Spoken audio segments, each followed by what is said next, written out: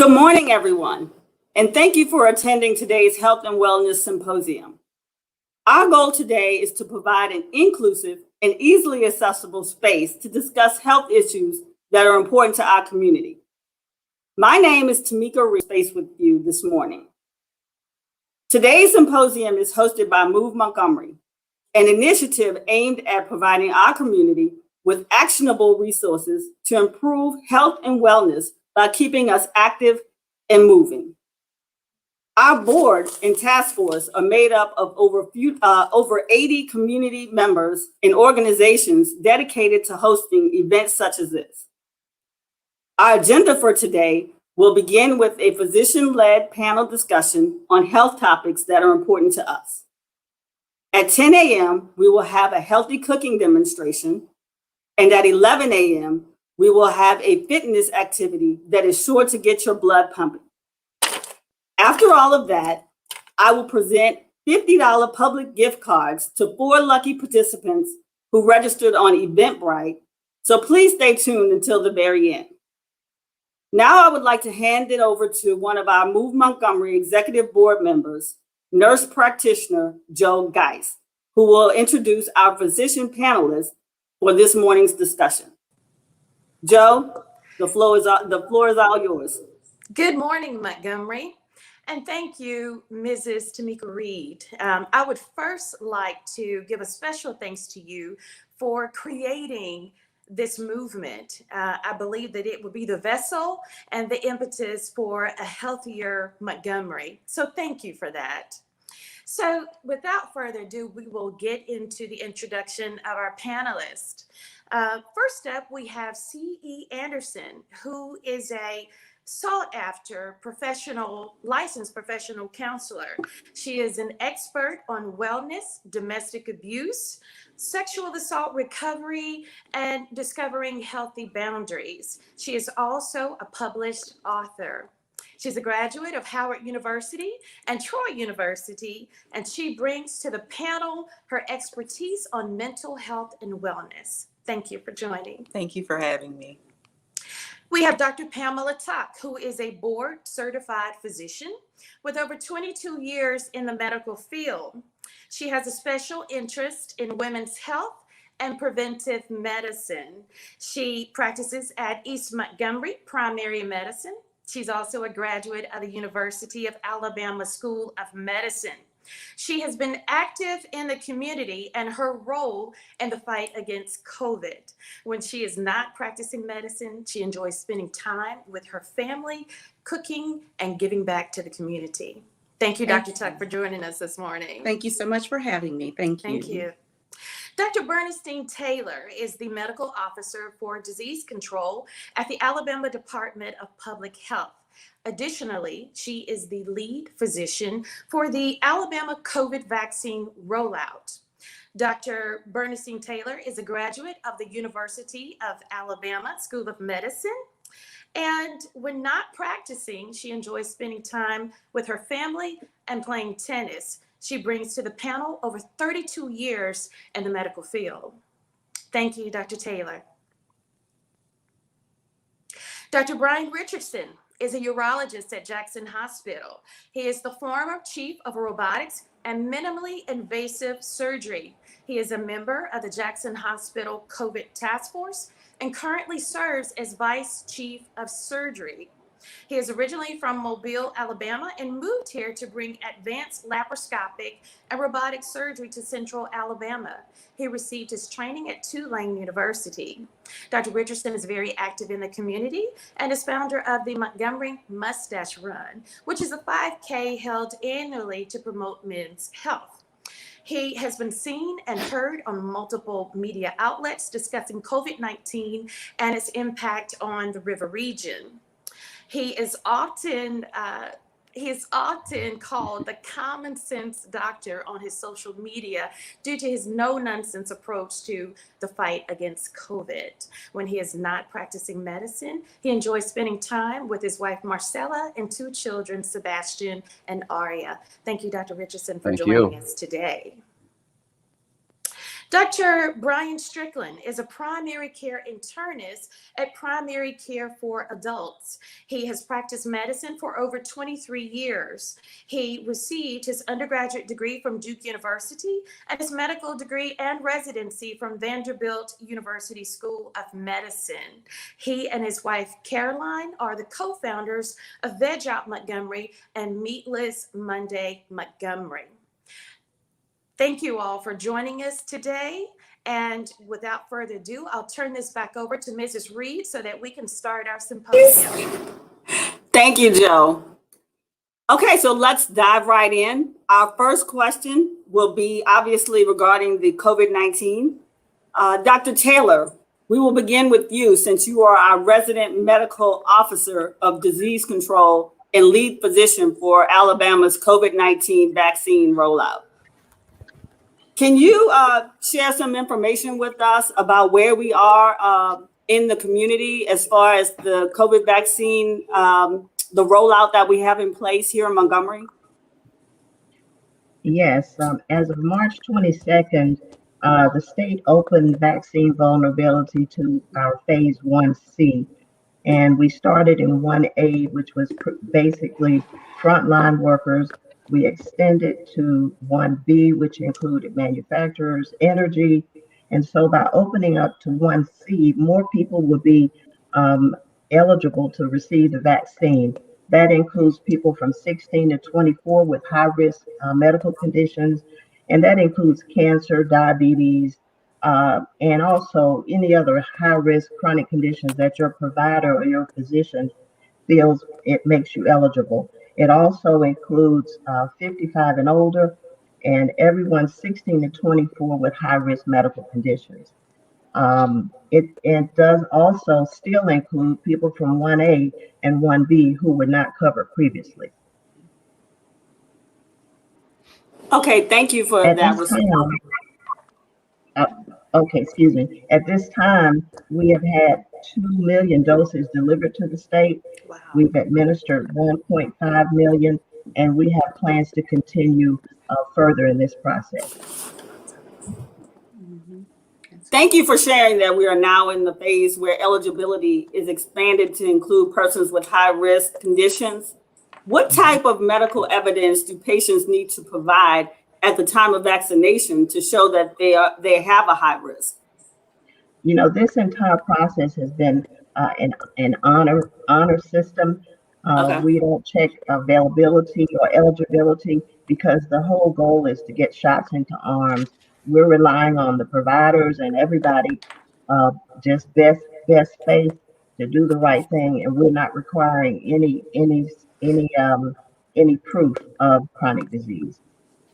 Okay, that's very helpful. I know people are concerned, as I am as a mother. Stephen and I have both been vaccinated, but we're concerned about our children. Is there any type of anticipation or focus that will gear around children with the vaccine? Well, currently we have one vaccine, Pfizer, which is available for 16 and above. Moderna and the Johnson & Johnson is 18 and above. Currently, there are studies involving children down to 2 months with the Moderna vaccine. We hopefully soon will see some improvement in that study, and then we can offer it to children. I really don't have a timeline as to exactly when that will be available, but we're hoping in the summer before the next school season that we will have access for children. Okay, thank you so much. I have not heard any information regarding that issue on the news, so I was just curious about where Montgomery was regarding that fact. But thank you for giving us some hope for the future that our children will be covered at some point, possibly. So my next question is, since the COVID-19 symptoms overlap with the flu symptoms, what type of information is important to share with the community about the differences between the two viruses? Well, in terms of presentation, there is no difference. So basically, we rule out both. But actually, this season, our flu numbers have been low, and it's basically because our efforts, our mitigation efforts with masks and social distancing actually did improve our flu statistics. But clinically, they can actually present exactly the same. Okay, thank you so much for that. I'd like to open the panel up now to any other physicians who would like to comment on that question, just as far as giving your background and your recommendations as far as how to deal with symptoms related to the COVID-19 versus the flu virus. Sure. The main thing I would say is that if you've got a cough, if you've got fever, if you're sick, assume that you've got COVID-19. And the main thing to do with assuming that you've got COVID-19 is be really, really careful to not spread whatever you've got to other people. Right. Be sure that you're wearing a mask all the time.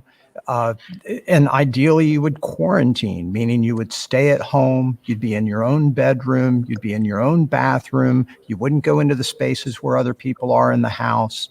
When you do have to enter those other spaces, be sure you've got a mask and wash your hands, especially after any time you touch your eyes, nose, or mouth. And I'd suggest do that for, I believe to quarantine is about 10 days after the symptoms start. Okay. That's helpful. Thank you. Yes, and I would also like to add as well, a lot of times that loss of taste and smell. Are you able to hear me? Yes. Okay, thank you. Yeah, that loss of taste and smell, because sometimes people may not have traditional upper respiratory symptoms like coughing or runny nose, but all of a sudden they realize they can't smell. And they can't taste. And those are things definitely, to also be mindful of with your symptoms. I had COVID-19, and honestly, my first symptom was sore throat. I just kind of had that sore throat that continued to progress throughout the evening and night. And I just knew something wasn't right. So again, I'm kind of like Dr. Strickland, just assume, which, you need to do, because thank goodness I was able to get tested before I was scheduled to see patients that following day and spread to additional people. So just assume things and be tested for both. Okay. Yeah. And when I was working in the coronavirus care clinic, we actually found that a lot of people were coming in with stomach pain. And that was really one of the very main symptoms. So look, I just think right now, if you get sick, the thing to do is, almost regardless of what the symptoms are to assume that it's COVID-19, get tested, quarantine yourself for 10 days. The main reason to get tested, or the big benefit of getting tested, is that if that test comes back negative, you can perhaps end your quarantine more sooner. Right. And I think one thing that, we have to think about is that prior to COVID, influenza was also a very dangerous viral disease that people would get, and we would fill our hospitals up with influenza patients. So, I think that the big point is that if you have any symptom that you're concerned about, the cough, the fever, all the things that we've kind of talked about so far, is you're going to be tested for both of them, right? And so you won't have either of them. You'll just maybe have a common cold. But I don't think at this point in time we should assume that we have anything other than, like Dr. Strickland said, COVID or perhaps influenza. And both of those we have to take, seriously. Obviously, COVID at this point in time, a lot more contagious, a lot more virulent. So that's kind of the key here. So the best advice is to basically seek the advice of your provider and let your provider decide and differentiate exactly what you have at the time. But when you've got any doubt at all, the thing to do is to be careful to not spread it to others. Exactly. Thank you. I appreciate you all making a focus on the fact that we should all keep other people safe as we are tending to ourselves.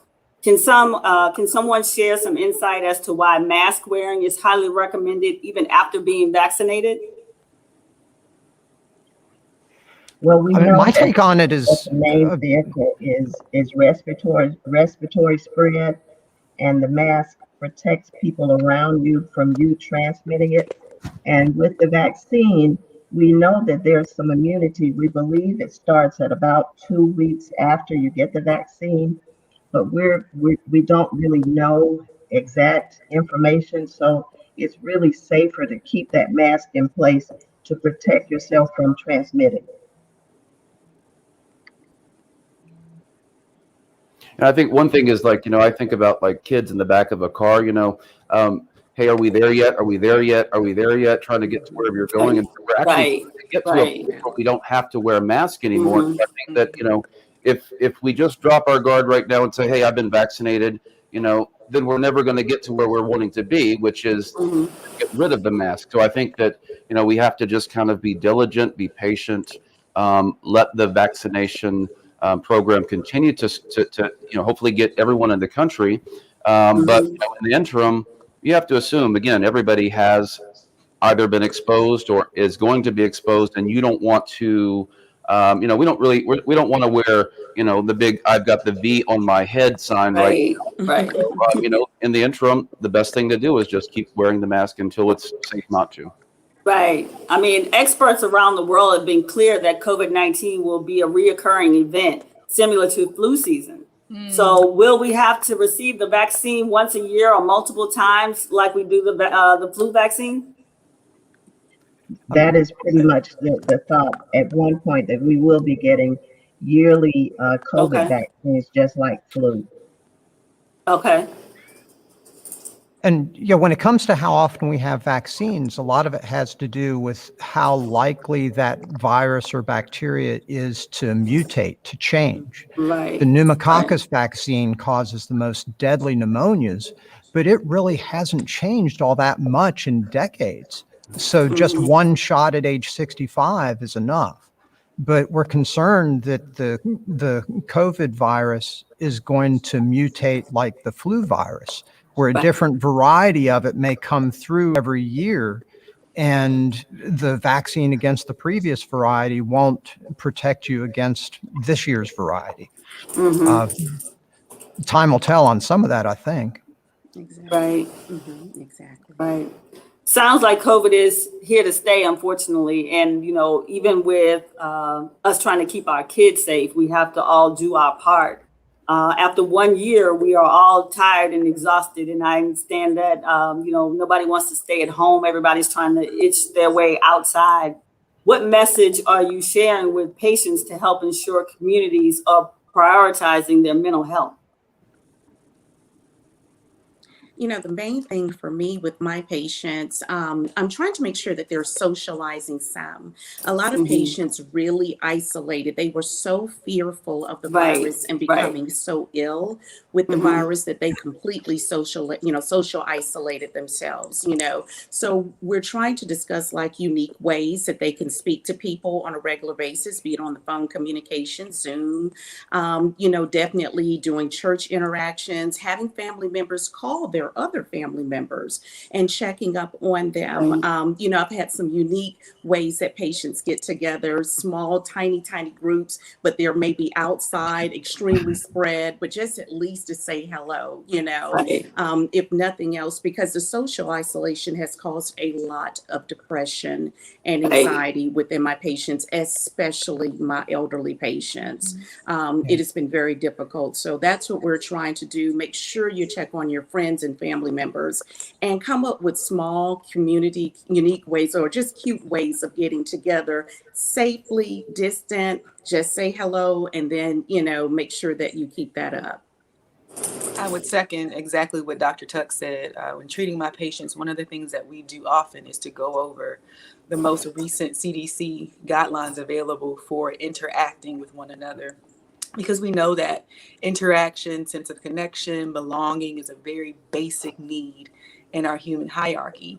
And so I've been stressing that while we need to maintain being safe and protecting our neighbors and our community members, it's also important that we get our very basic and human needs met. If that's a virtual call, if that's a drive-by birthday party, baby shower, event, if that's taking your children or your family to the park just to put your feet in the grass and be connected to the world around you, it does wonders. We've seen nationally a 400% increase in incidents of depression, anxiety, PTSD, stress disorders, and it's affecting everybody to some extent. Everyone. Board Everyone. at this Yes. point. I treat physicians and other therapists and frontline workers just across the board, nurses, because to some extent we are all a little tired right now.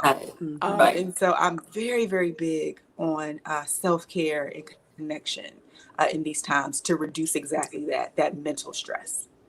How do you guys tell your patients to, you have the patient who comes in and instead of being able to go out and socialize with their, families and friends because of this, they end up spending a lot of time on social media. And so, how do you tell your patients, listen, just because it says it on Facebook or whatever, something another, that, hey, that might not be true, because I think that a lot of false information is disseminated. And so, when my patients come in and they say, well, I can't get that vaccine because, it's going to change my entire genetic profile or something that they've read, it's kind of challenging to so how do you guys, Dr. Strickland, Dr. Tuck, or Joe? I always go back to what is the CDC saying? What are the agencies that are put in place to protect us? What are they saying? What is the empirical research saying, right? We know that there's a bunch of false beliefs and misleading information, not even just with COVID, but just with daily information on social media. Excuse me. And actually, I've been recommending that my patients limit their social media time, because that compounds the incidence of depression, suicidality, depression, and what else have we been seeing? Even eating disorders in the pandemic. Yeah. So aside from them taking false information from social media and applying it to their lives, I'm like, the social media contact at this point really isn't as helpful as one would think it would be in a pandemic. Exactly. I mean, I just basically tell my patients, go to good resources, go to your CDC, go to your WebMD. I tell them that people will always put bad experiences on social media.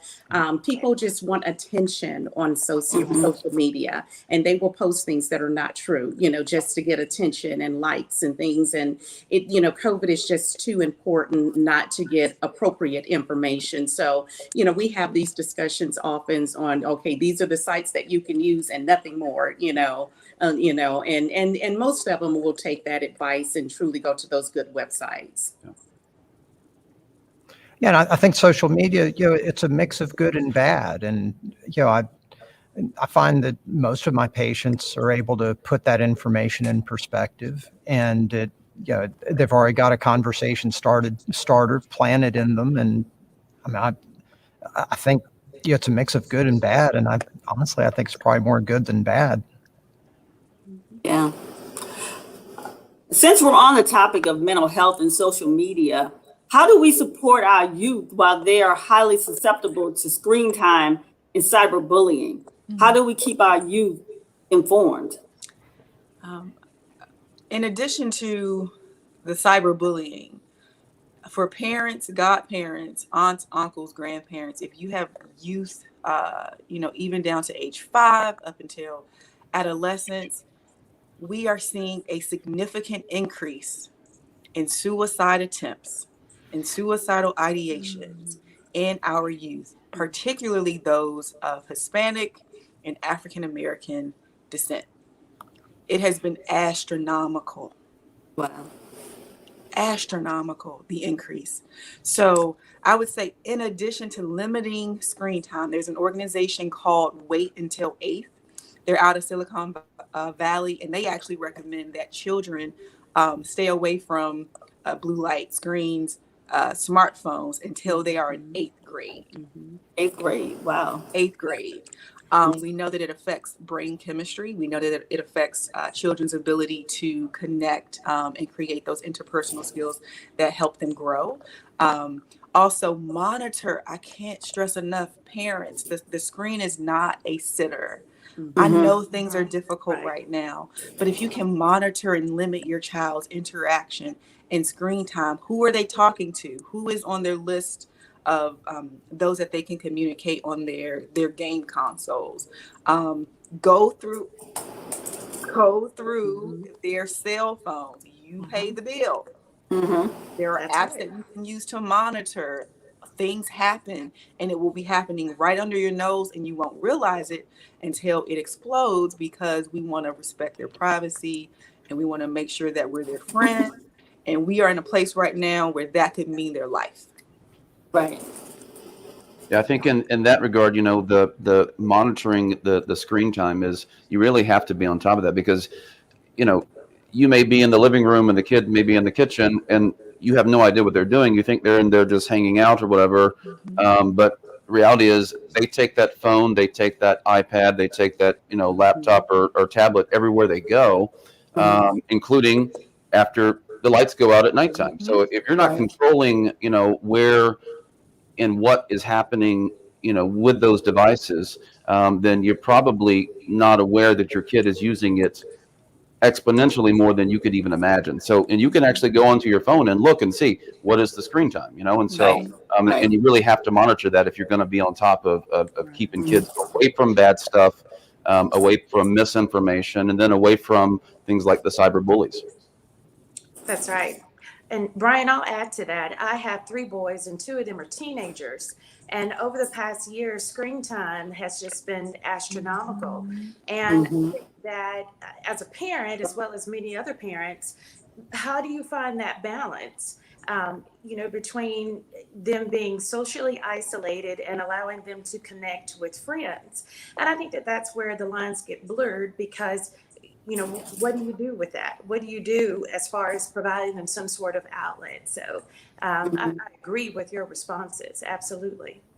Yes.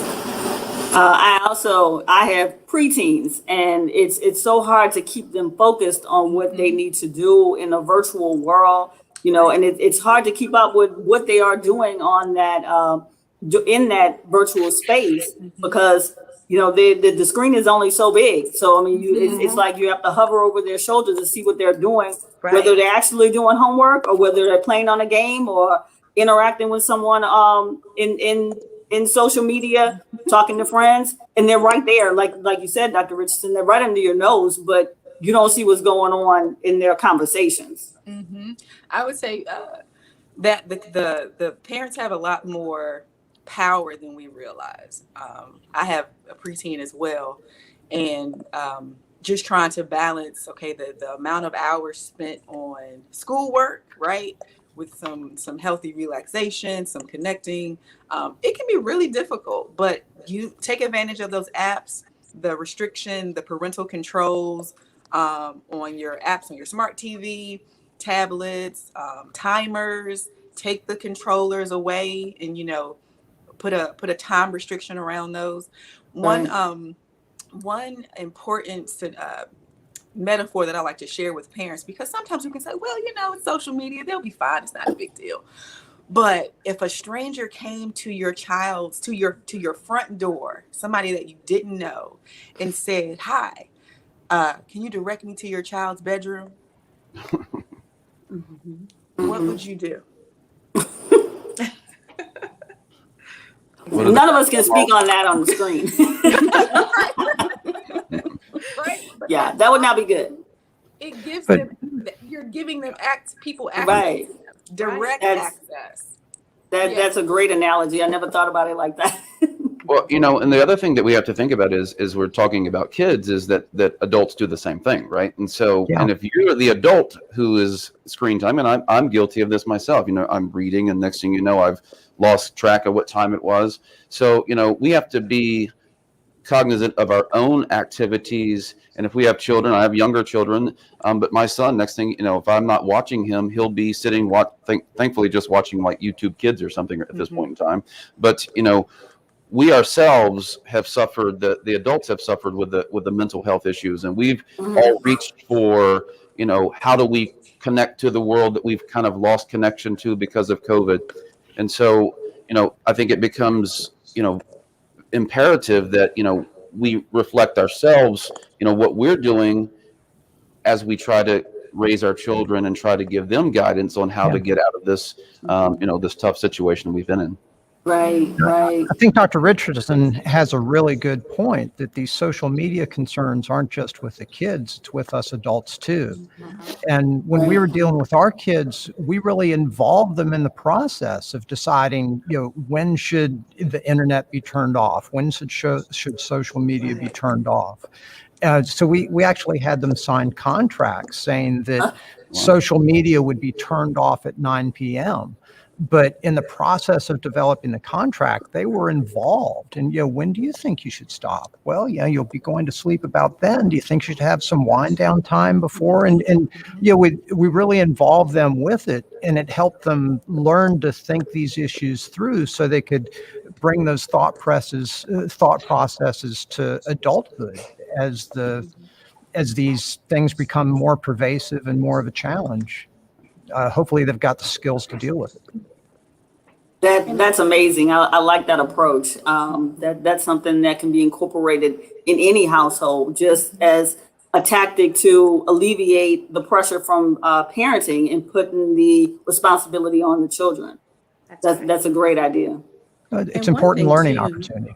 Absolutely. And one thing too, I just wanted to mention, a couple of weeks ago was part of a small project in which we actually were able to get a few kids outside, and it reminded me, we need to go back to basics. We need to go back to basics. We need to go back to our children doing simple things, exercising and running outside or playing kickball or hitting a baseball. I mean, we have to also encourage our kids. We get very busy as parents and as adults, but we have to also get back to basics and just encouraging our kids to come off the screens and go outside. The weather is now starting to get better. And, that's free. It's easy. A kickball, things that we just have in general stopped doing and using so much of social media. It made a difference. Those, few children, you could just see the difference of just being outside and their mentality and how they felt so good doing it. So just a reminder, during this time, it's okay for children to safely go outside, especially in their personal family circle or small circle, and be children, and enjoy the outside. Right. And it's important for children to interact in and of itself. I mean, it's important for adults to interact with each other. It doesn't have to be a 50-person gathering for you to get together. It could just be one or two people that you're interacting with outside in the open space. Kids in the neighborhood, maybe one or two can play outside or kickball, basketball, whatever is available to them. Springtime is here now. It's getting warmer. They can get out and be active without it being, like I said, a 50-person gathering. We don't have to go from one extreme to the other so that we can interact with each other in a safe manner, but still engaging in our mental health so that we can, keep this under wraps. Yeah. So now I want to pivot back to COVID-19 if we can. I want to get some information or some insight from you all on the hesitations that people have regarding the vaccine and what recommendations are you providing to them as your patients to calm them as far as the need for the vaccine and not to be fearful. I will admit, I was hesitant about getting the vaccine myself, but I knew that I had to overcome that to, make it safe for other people. It wasn't just about me. It was my civic duty to make sure that other people were safe. But at the same time, I was hesitant about how it would affect myself. And actually, I had a conversation with Dr. Richardson, who dispelled some of my fears and walked me through the safety of it and made me feel comfortable that it was okay to do and that I really did need to do it. So I do thank you for that, Dr. Richardson. But I do want y'all to speak on how we can get the community to have that safe dialogue and feel comfortable when it is their time to be able to get the vaccine with confidence.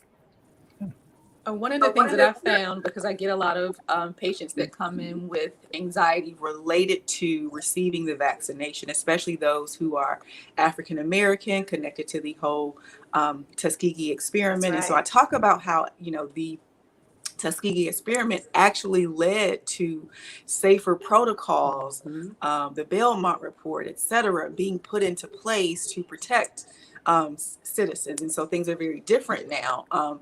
But all in all, again, giving real information, kind of not challenging people's fears, but just probing a little bit as to why, okay, tell me why this is an issue. Well, that sounds a lot like this vaccine. All right, did you get this vaccine? How did that affect you, et cetera?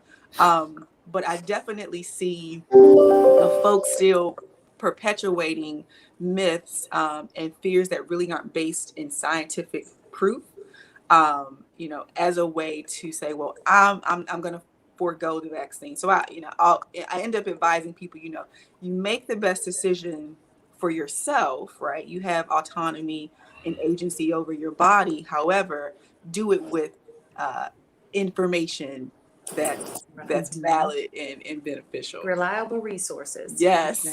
Exactly. And, when they used the Tuskegee study, I'm from Tuskegee. My mother was born in Tuskegee. Great-grandmother was from the Macon County area. So very entrenched in Tuskegee. And you're absolutely right. Because of the Tuskegee study, there were definitely new protocols and how research is done. This is probably one of the most highly regulated vaccination processes, research processes ever in existence from so many boards. So, I commend the community leaders of Tuskegee, including the former mayor, Attorney Gray. They were part of the whole process of the Tuskegee study, and they both took the vaccine, because they knew the importance of having this COVID vaccine. And then for me, I also give patients my personal experience. I told them how I went from the simple sore throat to bilateral pneumonia, and how that was a very scary process, and not ever thinking that I would become that ill. So, I try to use not only my personal experience, I remind them that we still have a lot of asymptomatic people. I saw 3 patients last week who had COVID that were completely and totally asymptomatic. And so I remind them, you still have to protect yourselves, your families, your communities. So, usually after hearing just quite a few things, they're more agreeable. And I've actually been very amazed and surprised at how many patients are actually starting to truly get the vaccine. I think it's very important as we're trying to help people weigh the risks versus benefits of getting the vaccine, to be sincere and honest with them. A lot of the concerns that people have are realistic and reasonable concerns. Last fall, I was saying, I wasn't saying get the vaccine. It was, let's see what the data shows. Let's see how it looks. And to me, it was really somewhere around December 15th that the data really solidly tipped. It was when some of these phase 3 trials, some of the results started coming in where tens of thousands of people had the vaccine, and it was really looking safe. And to me, that's really when I tipped and started very much encouraging people to get the vaccine. And it was very soon after that it became available to me, and I had the vaccine. But I think it's right to respect their concerns.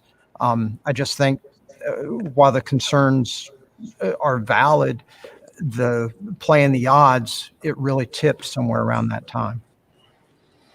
Yeah, I was, when I was first started looking at the vaccination, it was one of these things, well, how are we going to do this brand new process and do it in such a way that we can vaccinate so quickly? And then, the conspiracy theories start to happen. Well, if we could do that, why can't we cure this? And why can't we cure that? Because, how did this just happen? And so, but if you actually look at how the Pfizer and the Moderna vaccinations were done, they were actually, the science behind that was done 20 years ago, right? So the application of it was done here recently. So, this wasn't a novel technique as far as how do we get our bodies to identify this pathogen.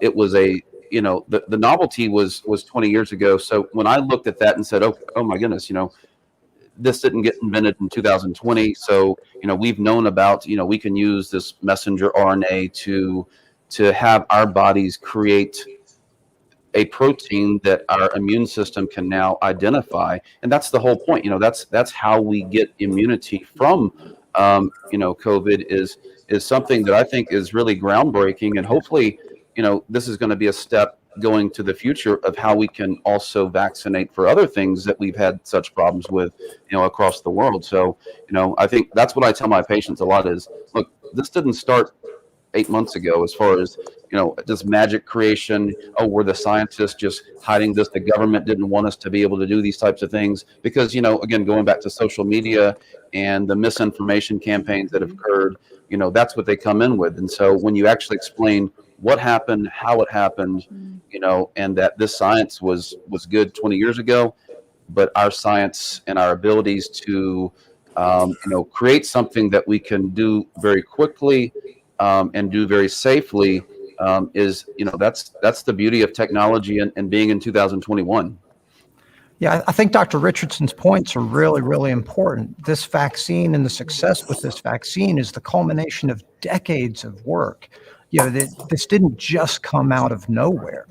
And, we started, and even just for this specific virus, it started with SARS-1. And what was that, like 8 years ago? They really thought that was going to be the next pandemic. And wound up that they were right with just a little bit of a mutation, right? Mhm. But we've been at this for a while, and I appreciate Dr. Richardson's points. Right. Can someone speak on, I've heard from a lot of people who have been vaccinated, just random people that think that just because they've been vaccinated, all is well with the world and they don't have to do anything anymore. Like, oh, don't worry about it. I don't have to wear a mask. I've been vaccinated. Can someone speak on the importance of continuing the safety precautions for other people as well as themselves, even though they've been vaccinated? Well, the vaccine works in 95 to 97% of people. But it means it doesn't work in 3 or 4 or 5% of people. And you don't know which one of those you are. You could still be vulnerable to getting COVID. And you could also be vulnerable to catching it or carrying it and giving it to somebody that you love. So getting the vaccine really improves your odds, but it doesn't bring those odds down to zero. So well, and the other thing about the vaccination is that you're not, considered by the CDC to be fully immunized until 2 to 3 weeks after your second vaccination, if you're using Moderna or the Pfizer one. So, hey, I had my first vaccine, let me go party. Nope. Right. You're not, you're not protected. Number one is, and you're certainly not protecting your community if you act in that manner. Right. I was surprised to hear people have that sentiment. So, I just wanted to make sure that, it was expressed that, just because you do receive the vaccine, that you're not totally just free to go out and do whatever you want to do. You still have to protect yourself. You have to protect others. Yeah, I think it's more like, just like I said earlier, it's like that. Are we there yet? Are we there yet? Are we there yet? The kid in the back seat, everybody wants to be there, but if we stop the car right now and stop doing what we're supposed to do, then we're going to be actually going backwards instead of the direction we want to go. Right. So can anyone speak on the fact that there are some people that are very hesitant about getting the vaccine? So in terms of when you say hesitant, just in terms of just encouraging people to get the vaccine, and there's some people out there that are just like, I'm not going to do it. And, to me, that is, detrimental to those people that have received the vaccine. Exactly. So is there, I know you all spoke on, how you deal with your patients that, may be hesitant, but just overall, people who take the mindset and the approach to say that I'm just not going to do it. I don't care what anybody says, how that affects those people who are being vaccinated. I've seen an uptick in people deferring to what they consider natural or holistic interventions. Again, I can't take anybody's choice away. I encourage people to make the best choice for them. However, one of the reasons that it became a pandemic is because we interact with people all the time. And so it's important to remember that that doesn't change just because, like we were saying earlier, other people are vaccinated. Again, I absolutely believe in autonomy, agency over yourself, but you're not in this world alone. You're not in your community alone. And so we are essentially our brother's keeper in this. And it's important to behave and to act as such. Exactly. And another thing I encourage my patients too, I remind them that in a few weeks, the mask mandate will be lifted. And so there will be situations, unfortunately, where people may or may not choose to wear the mask. And again, remember, there are asymptomatic people without any symptoms that have COVID-19. And the You thing might be about one. COVID that you don't know how you're going to be affected. You know, again, I have patients on one end with no symptoms, and then I have patients, unfortunately, that have had severe, chronic symptoms. And of course, we unfortunately know of people who have succumbed to the illness. So, I try to remind patients that if you're hesitant, remember that in a few weeks, certain mandates will not be in place, even though recommendations will still be there. Because of that, you will see more people that may or may not have those masks on and using protections. And therefore, you have to be, very conscious of how you protect yourself and your family.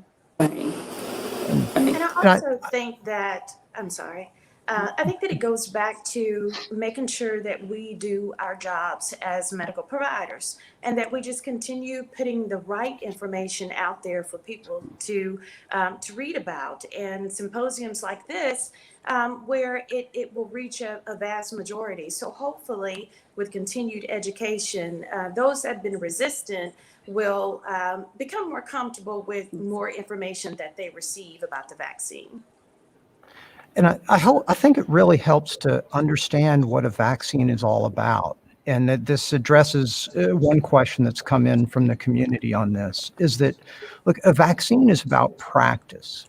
We're putting pieces of a virus into you.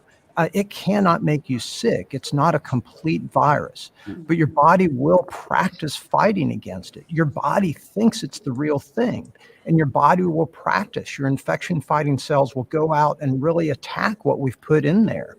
But the benefit is once it's learned to attack what we put in there, it's ready, it's primed, it remembers. And if it ever sees the real thing, it'll be able to respond. Your body will be able to respond much more quickly, much more strongly. It's much like a football team. If your football team has a big game coming up next week, do you want them to just be hanging out and lazing around watching TV? Or do you want them to be practicing and getting ready for the game?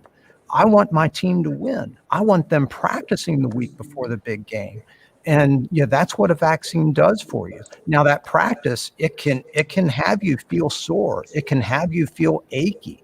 I always find some of what I feel to be a little bit, I don't know, almost spooky, because it's from something a shot that I got last week is making me sore and achy 7 or 8 days later. My brain sometimes can't even make sense of it. And it's upsetting, but it is a price that is worth paying to get that practice so that your body is better prepared and more likely to win the game when it really comes down to it. I want to just say one thing to make it, as far as I think you brought up the naturopathic way or the homeopathic way of kind of, hey, I don't want to do the vaccination. I'm just going to take extra vitamins and supplements and et cetera.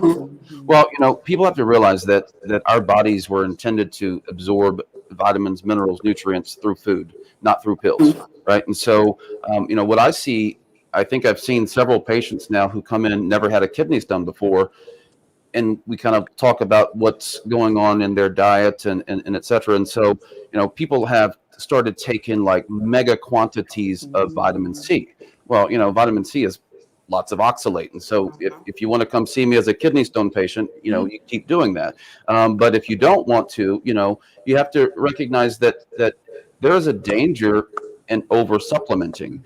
And, God created our bodies to absorb food and the nutrients that comes with it, not through a little pill that's chemically done. So natural and homeopathic doesn't equate to pills sold at pharmacies and other places, as supplements to what you should be getting from a good diet. That's a great point. We do have a great question from our viewers I want to put out before we have to end. Some patients are hesitant because they are hearing stories about side effects of the vaccine, especially the second dose. Can you share why these side effects are occurring? It's your body practicing that, a lot of what you feel in most illnesses is your body's response to that illness. There's a lot of illnesses that we treat somewhat with steroids, and that just cuts down your body's response to it. Your body's response is a lot of what makes you feel bad and miserable. Sometimes your body's response is a lot of what it can be what causes trouble. But in this case, it's your body's response to it. It's your body practicing that has you feel sore, achy. I'm discombobulated. My stress levels go up. I miss some sleep. But these are all prices worth paying to get that practice so your body can win the big game if you get the big infection. And my second shot, I felt terrible the next day. Actually, I felt terrible for 18 to 24 hours afterwards. I mean, I didn't feel like I could move my legs for a few minutes there when I woke up. But it all got better. I think some misinformation is that the idea about can you take Tylenol or can you take ibuprofen? And so, the CDC on their guidelines actually say that you can take them, but you should not take them prophylactically. So you should not just anticipate that I'm going to feel terrible, because I have lots of friends, surgeons and nurses here, who've had the vaccine and they didn't have the same response that I had. So they felt fine. So, the idea here is don't take, these medications, in anticipation that I might start feeling bad, might start having achy joints and, muscle fatigue and headaches and tiredness. But if you do have those symptoms, the CDC on their site clearly says it is fine, okay, to take them as a response to that. Just don't do it in advance. Yeah, I do think that acetaminophen or Tylenol in most people is going to bring less risk than the non-steroidal anti-inflammatory drugs like Motrin, Advil, ibuprofen, Aleve. Tylenol generally brings less risk. But on this and many of these topics, it's really wise to be consulting your own personal physician about the risk of taking the vaccine in your personal situation and how much acetaminophen you can take and when and whether or not you should be turning to non-steroidal anti-inflammatory drugs at all. Your personal physician knows a lot about you and is going to be the person most capable of guiding you through these situations safely. Absolutely. Yes. Okay, I think our time has drawn to an end unless someone has a quick comment they'd like to share before we exit to our next segment. But I did want to thank all of you. I think this was an excellent opportunity for our community to hear from you, especially with you sharing personal experiences that you've encountered with the vaccine. So, I wish we would have had more time to get into other health issues, but I think this was important for us to be at this point at this time. I want to thank you. I want to thank the our participants who have been sending in questions for us to ask you all. And of course, the people who are behind the scenes helping us get all of this together. We couldn't do it without them. But I just want to thank you for spending your time with us this morning. I know Dr. Strickland wanted to say a few things before we segmented into our next segment, so I'm going to allow him the opportunity to do that. But thank you so much for participating. I think people got a real sense of where we are in the community right now. So I think it was important for us to do that. Dr. Strickland? Oh, thank you very, very much. I mean, look, I'd like to say I really think that we're really fortunate to be living in the 21st century. Things that used to just cause people to die right and left, cause people to die too young. I never met either one of my grandfathers, largely because we didn't have a handle on how to improve risk as well as possible with coronary artery disease, heart attack, stroke, diabetes, hypertension, colon cancer, breast cancer, prostate cancer. And we really know now, just in the last about 15 years, that diet can have a huge impact on your risk of suffering from these problems. I'm really excited about our next presenter. She's had a big influence in my life. She's really helped to improve my health a lot. She's wonderfully qualified to be talking to you all about health and about diet. She's a graduate from the Cornell Center for Nutrition Studies. She's got a certification from the Ruby Cooking School. She's a Food for Life instructor, which means she's certified by the Physicians Committee for Responsible Medicine to teach classes about cooking and health. And she's been teaching cooking classes, healthy cooking classes at local churches. Right now, she's teaching at the YMCA, 3 different YMCAs, once a month each. So it's 3 sessions a month. And we've also been teaching some of these classes at Whole Foods for about the last 6 or 8 years. But I'm very, very proud to be associated with her. And I think you're going to really enjoy her presentation and get a lot out of it. And Carolyn Strickland will be up next.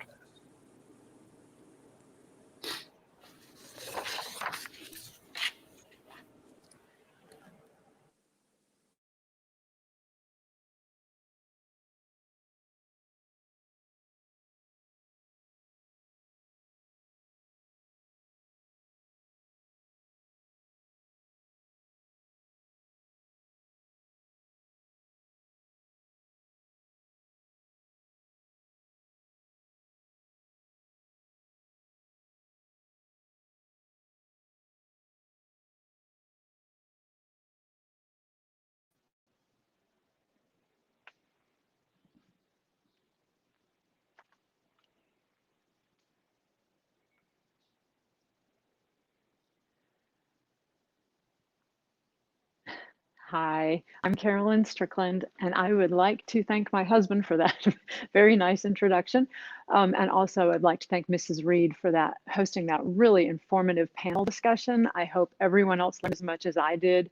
That was fabulous. I'm looking forward to my second vaccine. I had my first, and my second one will be in about 10 days. So that should be interesting. I'm looking forward to that. So I also want to introduce to you Dr. Nicole Thompson, who is my dear friend and is here in the room with me as a moderator. And so if you have questions, I can't really see them very well on my screen. So she's going to be asking any questions that you might have coming in. So as my husband, Dr. Strickland, just said, I am a graduate of Cornell Center for Nutrition Studies, but also my role right now, I am a Food for Life instructor with the Physicians Committee for Responsible Medicine. Physicians Committee, that's a really long name, so I'm just going to start calling it Physicians Committee, or PCRM. You can learn more about PCRM at the website pcrm.org. And that's just short for Physicians Committee for Responsible Medicine, pcrm.org. So what we teach at the Physicians Committee is eating something called a whole food plant-based diet. This is based on evidence. So we do not teach things that are just someone's opinion. We look at the actual evidence that's been out there pretty solidly now for, as my husband said, 15 years, but going back even into the 1970s and 80s with Dr. Dean Ornish, who did some really groundbreaking research on how to reverse heart disease with diet. And he proved that eating a whole food plant-based diet actually reverses heart disease. So even before that, there was a study that was the longest, most involved study ever done on diet and human health. It was called the China Study. There's actually a book out there called The China Study that you can buy and read the entire research study if you want to. But over 27 years, what happened in the country of China was over 800,000 people were followed for 27 years, keeping very exact diaries about their diets, people coming out from the government, drawing their blood, 27 years long. And what they found at the end of that research study was that eating a diet that was filled with animal-based products led to a shorter lifespan and more disease. But eating diets that were rich with fruits and vegetables and grains and beans, and the more of that you could get in, the better. Then people lived longer and they had less illness. So we know a whole food plant-based diet is the best possible diet for humans based on mountains of research. So what do I mean by whole foods? So I don't mean a whole pizza, and I don't mean a whole gallon of ice cream. What I mean is a whole food is something that doesn't have a list of ingredients. So broccoli, this is a whole food.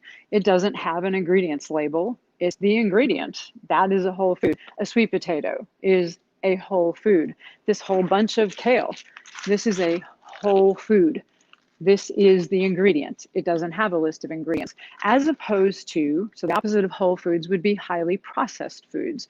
Foods like, I'm not trying to bash on any in particular food, especially if it's one of your favorites, but things like Oreo cookies or Doritos. If you look at the ingredients label, there's things on there that you don't even know what they are. You can't pronounce them. And if that's something that you're eating and you can't read what's on the side of that label and you don't know what that is, then maybe don't eat that. So look at whole foods. Now, we don't just eat them like this. So just munch on it like a rabbit. So we cut them up, we cook them, we use them in lots of different really delicious ways. So whole foods that are plant-based, meaning foods that grow from the ground, foods that are in their beautiful natural state, so not heavily processed. So that's a whole food plant-based diet. We also recommend eating low in salt, oil, and sugar. Now, I didn't say no salt, oil, or sugar. I said low in salt, oil, and sugar. So if you have blood pressure issues, definitely watching your salt intake is a good idea. If you're going to add salt to your diet, make sure that you're using iodized salt. Make sure it says iodized right on it, because iodine is a very essential mineral in our diets for our thyroid health. But we're also low in oil, because oil has, if you look at just 2.5 tablespoons of oil, that's 300 calories. And 2.5 tablespoons, that's a tiny little bit. So oil doesn't have a lot of nutrients in it. We just don't add a lot of oil to our foods. Sugar, there's a lot of research about that. Sugar in its natural state, just straight up plain refined, that's refined sugar, but sugar in its natural state is in fruits and mostly in fruits, some in vegetables. So that's not terrible for you in moderation. So eating fruit, yes, it has natural fruit sugar. That's fine. Your body is meant to handle that. Fruits are extremely important in our diets. There was a meta-analysis done a few years back where the World Health Organization looked at what is the worst thing for human health, what are the best things for human health. And one of the things they found was that people are very lacking in eating enough fruit. So we should be all getting more fruits in our diets as well. So what we're going to talk about really quickly is the ingredients that I'm about to show you are all very basic ingredients that you can find at just about any grocery store, Walmart, Target, Winn-Dixie, Whole Foods, and Publix. And I think Mrs. Reed mentioned that at the end of the show today, we're giving away a few Publix gift cards to some lucky people who signed up to watch today. So stay tuned for that. But you can find these ingredients at Whole Foods, Walmart, Publix. So what we're going to start with is the concept of a bowl. And I mean a bowl like this, a bowl. So like the kind of bowl you would eat soup out of or cereal out of. So what we like to do at our house is take our bowl and fill it with vegetables and grains and beans and maybe some kind of sauce over it. So your choice on the grain, your choice on the vegetable, your choice on the kind of beans. There are lots and lots of grains available out there. So today, what we're actually making is grits. So this is one type you can get. Bob's Red Mill is just one example. And if you'll notice, it says organic corn grits, also known as polenta. So if you have a friend from up north who says, I don't like grits, that sounds gross, but they like polenta, you can just laugh at them because it's the exact same thing. So you can also find grits locally. This was actually milled in Elmore County, so stone ground grits.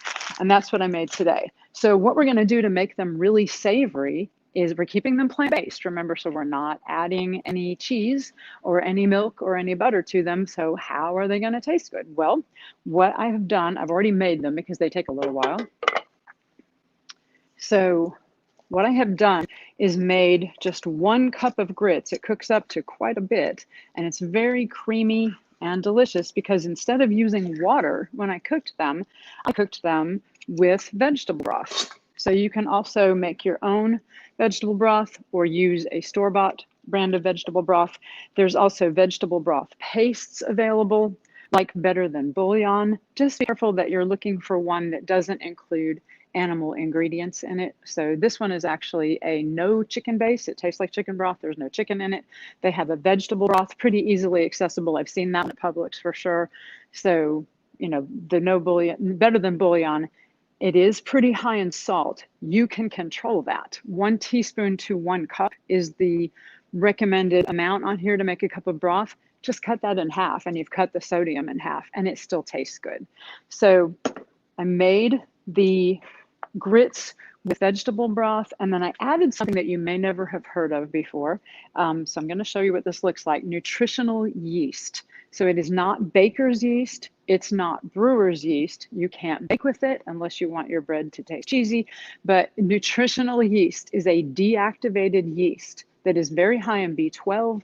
It's super delicious. It tastes like cheese. So it gives things more of a depth of flavor. So what I've done is 1 cup of grits to 4 cups of vegetable broth.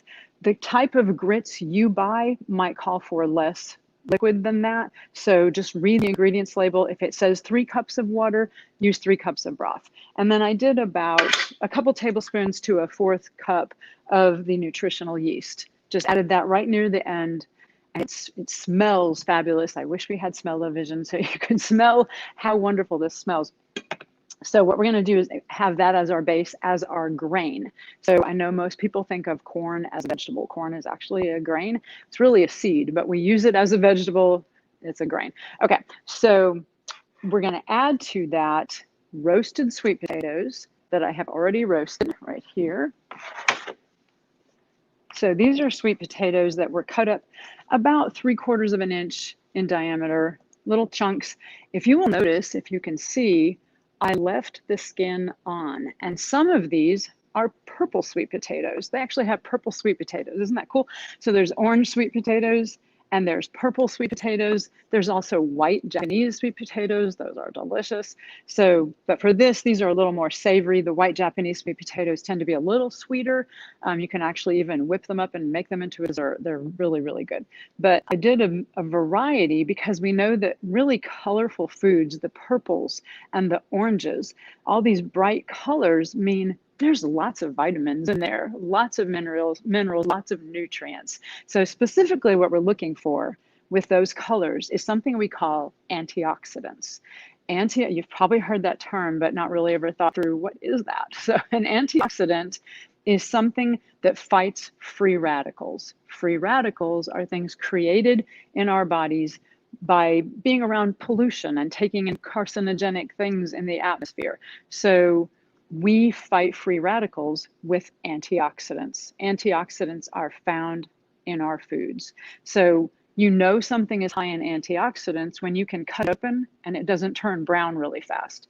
So think about cutting open a banana and it's going to turn brown really fast. So what do? We squirt lemon juice on it. Well, why? Because lemon juice is really, really high in antioxidants. So it stops the oxidation. So lemons are very high in antioxidants. All citrus fruits are very high in antioxidants. So that's why we squirt lemon juice on things to keep them from turning brown. It keeps them from oxidizing. They are antioxidants. So the other thing we're going to add, because this is my friend Nicole Thompson, Dr. Thompson's favorite, is roasted chickpeas. Okay, so I have taken just 1 can of garbanzo beans, are also known as chickpeas. Same thing, okay? So you may see them labeled garbanzo beans. You may see them labeled chickpeas. Same thing. And I took them, tossed them all in a big bowl with several different things like chili powder and my favorite, smoked paprika, and some garlic powder, and maybe a little onion powder, and some salt and pepper. And a little bit of vegetable broth. So remember, we're not using a lot of oil. So I toss them with a little vegetable broth for the moisture. And then I put them on this sheet of parchment paper on a cooking tray, baked them in the oven for about 15 minutes at 375 degrees, and then tossed them with some barbecue sauce and put them back in the oven for a little bit. So they're nice and crunchy and yummy. And the kind of barbecue sauce, I don't own stock in Stubbs, I promise, but I was just showing one really good option for a barbecue sauce if you don't want to make your own. Stubbs actually has the lowest amount of sugar that I've seen per serving. There's only 5 grams of sugar in a serving, where most commercial barbecue sauces have sometimes 12, 15 grams of sugar. I've seen a lot of sugar in barbecue sauces. This is the lowest I've ever seen. And I know you can find this at Walmart and Publix, but yeah, Stubbs original flavor, really, really good. Okay, so that's done. And then we are going to make greens, because eating leafy greens is one of the best, most healthful things you can do for your body. So delicious leafy greens. Today we're using collards. So collard greens are an excellent source of calcium. So when people learn that I don't drink milk because it's an animal-based product, I drink almond milk, soy milk, rice milk, cashew milk, hemp milk, lots of other non-dairy milks. But calcium is really found abundantly in collard greens. In fact, you can get more calcium out of collard greens than you can out of cow milk. So the way I like to do this is take one of these big, beautiful collard leaves and then slice very thinly right along the side. So I'm not removing the entire stem. In fact, some of that stem is really good. So the bottom part is a little woody. So I'm just going to cut off that woody part and set it aside. And that leaves a pretty flexible piece of stem. Don't throw those out. These are great. They're filled with fiber and vitamins. So what we're going to do is just slice this in half. And I already have another set of leaves right here. And we're just going to take them and roll them up into a little roll that kind of looks like a burrito. So I've just rolled it all up. And then I'm going to make one slice down the middle and then cut crosswise across it, keeping my fingers safely out of the way. So be careful when cutting. And what we've done is made nice little pieces of collard greens, and they're all cut up perfect bite-sized pieces. Okay, so what we're going to do with the rest of that stem is slice it up into little bitty pieces. So I've already done that with the rest of the collard green stems that I cut up earlier. So what we're adding to this is some onion, just a few tablespoons of chopped onion, the rest of those collard green stems from the other collard green leaves, some fresh minced garlic, and I'm going to put it right here in this nice hot pan because we're going to use those stems.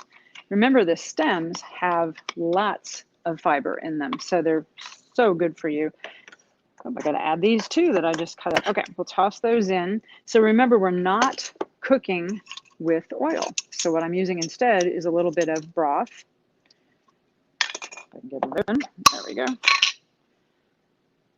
We're going to cook the stems with a little bit of broth. So what you could do is cook this ahead of time and then leave it out to use in a few minutes when we're done and sprinkle it on top as a garnish. That would be really good too. But today what we're going to do is just incorporate that into the collard greens. So I know that it is sort of a Southern tradition to cook your collard greens until they aren't even green anymore. So we want to keep them nice and bright green, which means we are not going to cook them to death. We are going to cook them for about 3 to 5 minutes, just to make sure that we're keeping the nutrients in them, because as you're cooking them and you see all that steam coming up out of them, some of the nutrients went right out with that steam. And if you think about eating greens like broccoli and other leafy greens that may have been cooked until they turned yellow, they also don't really taste quite as good. So they're really, really good, I promise, if you eat them when they're still nice and bright and vibrant green. That's when we know we're getting the most nutrients out of them.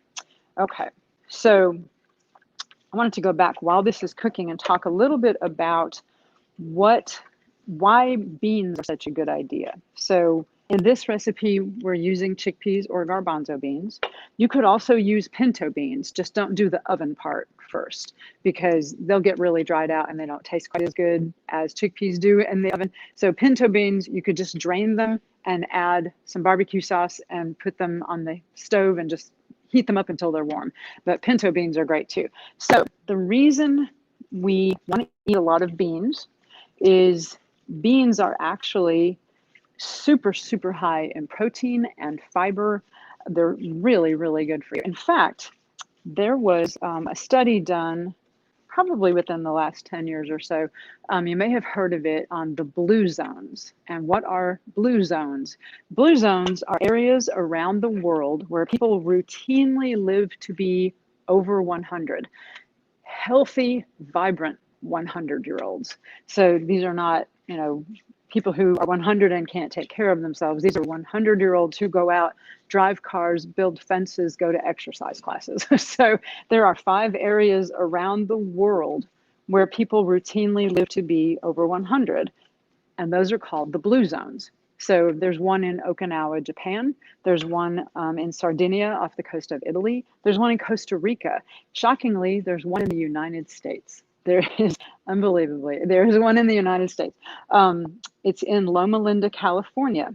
So I wonder if anybody knows why Loma Linda, California would be a blue zone. Why would people routinely live to be over 100? You can write some guesses in the comments if you want to, but I'll tell you. Okay, so this Loma Linda, California is the home of the Seventh-day Adventist Church. And in the Seventh-day Adventist Church, they teach eating a whole food plant-based diet. They teach avoiding animal products. I don't think there's any coincidence. People there live to be over 100. Dr. Thompson, hello. Hi there.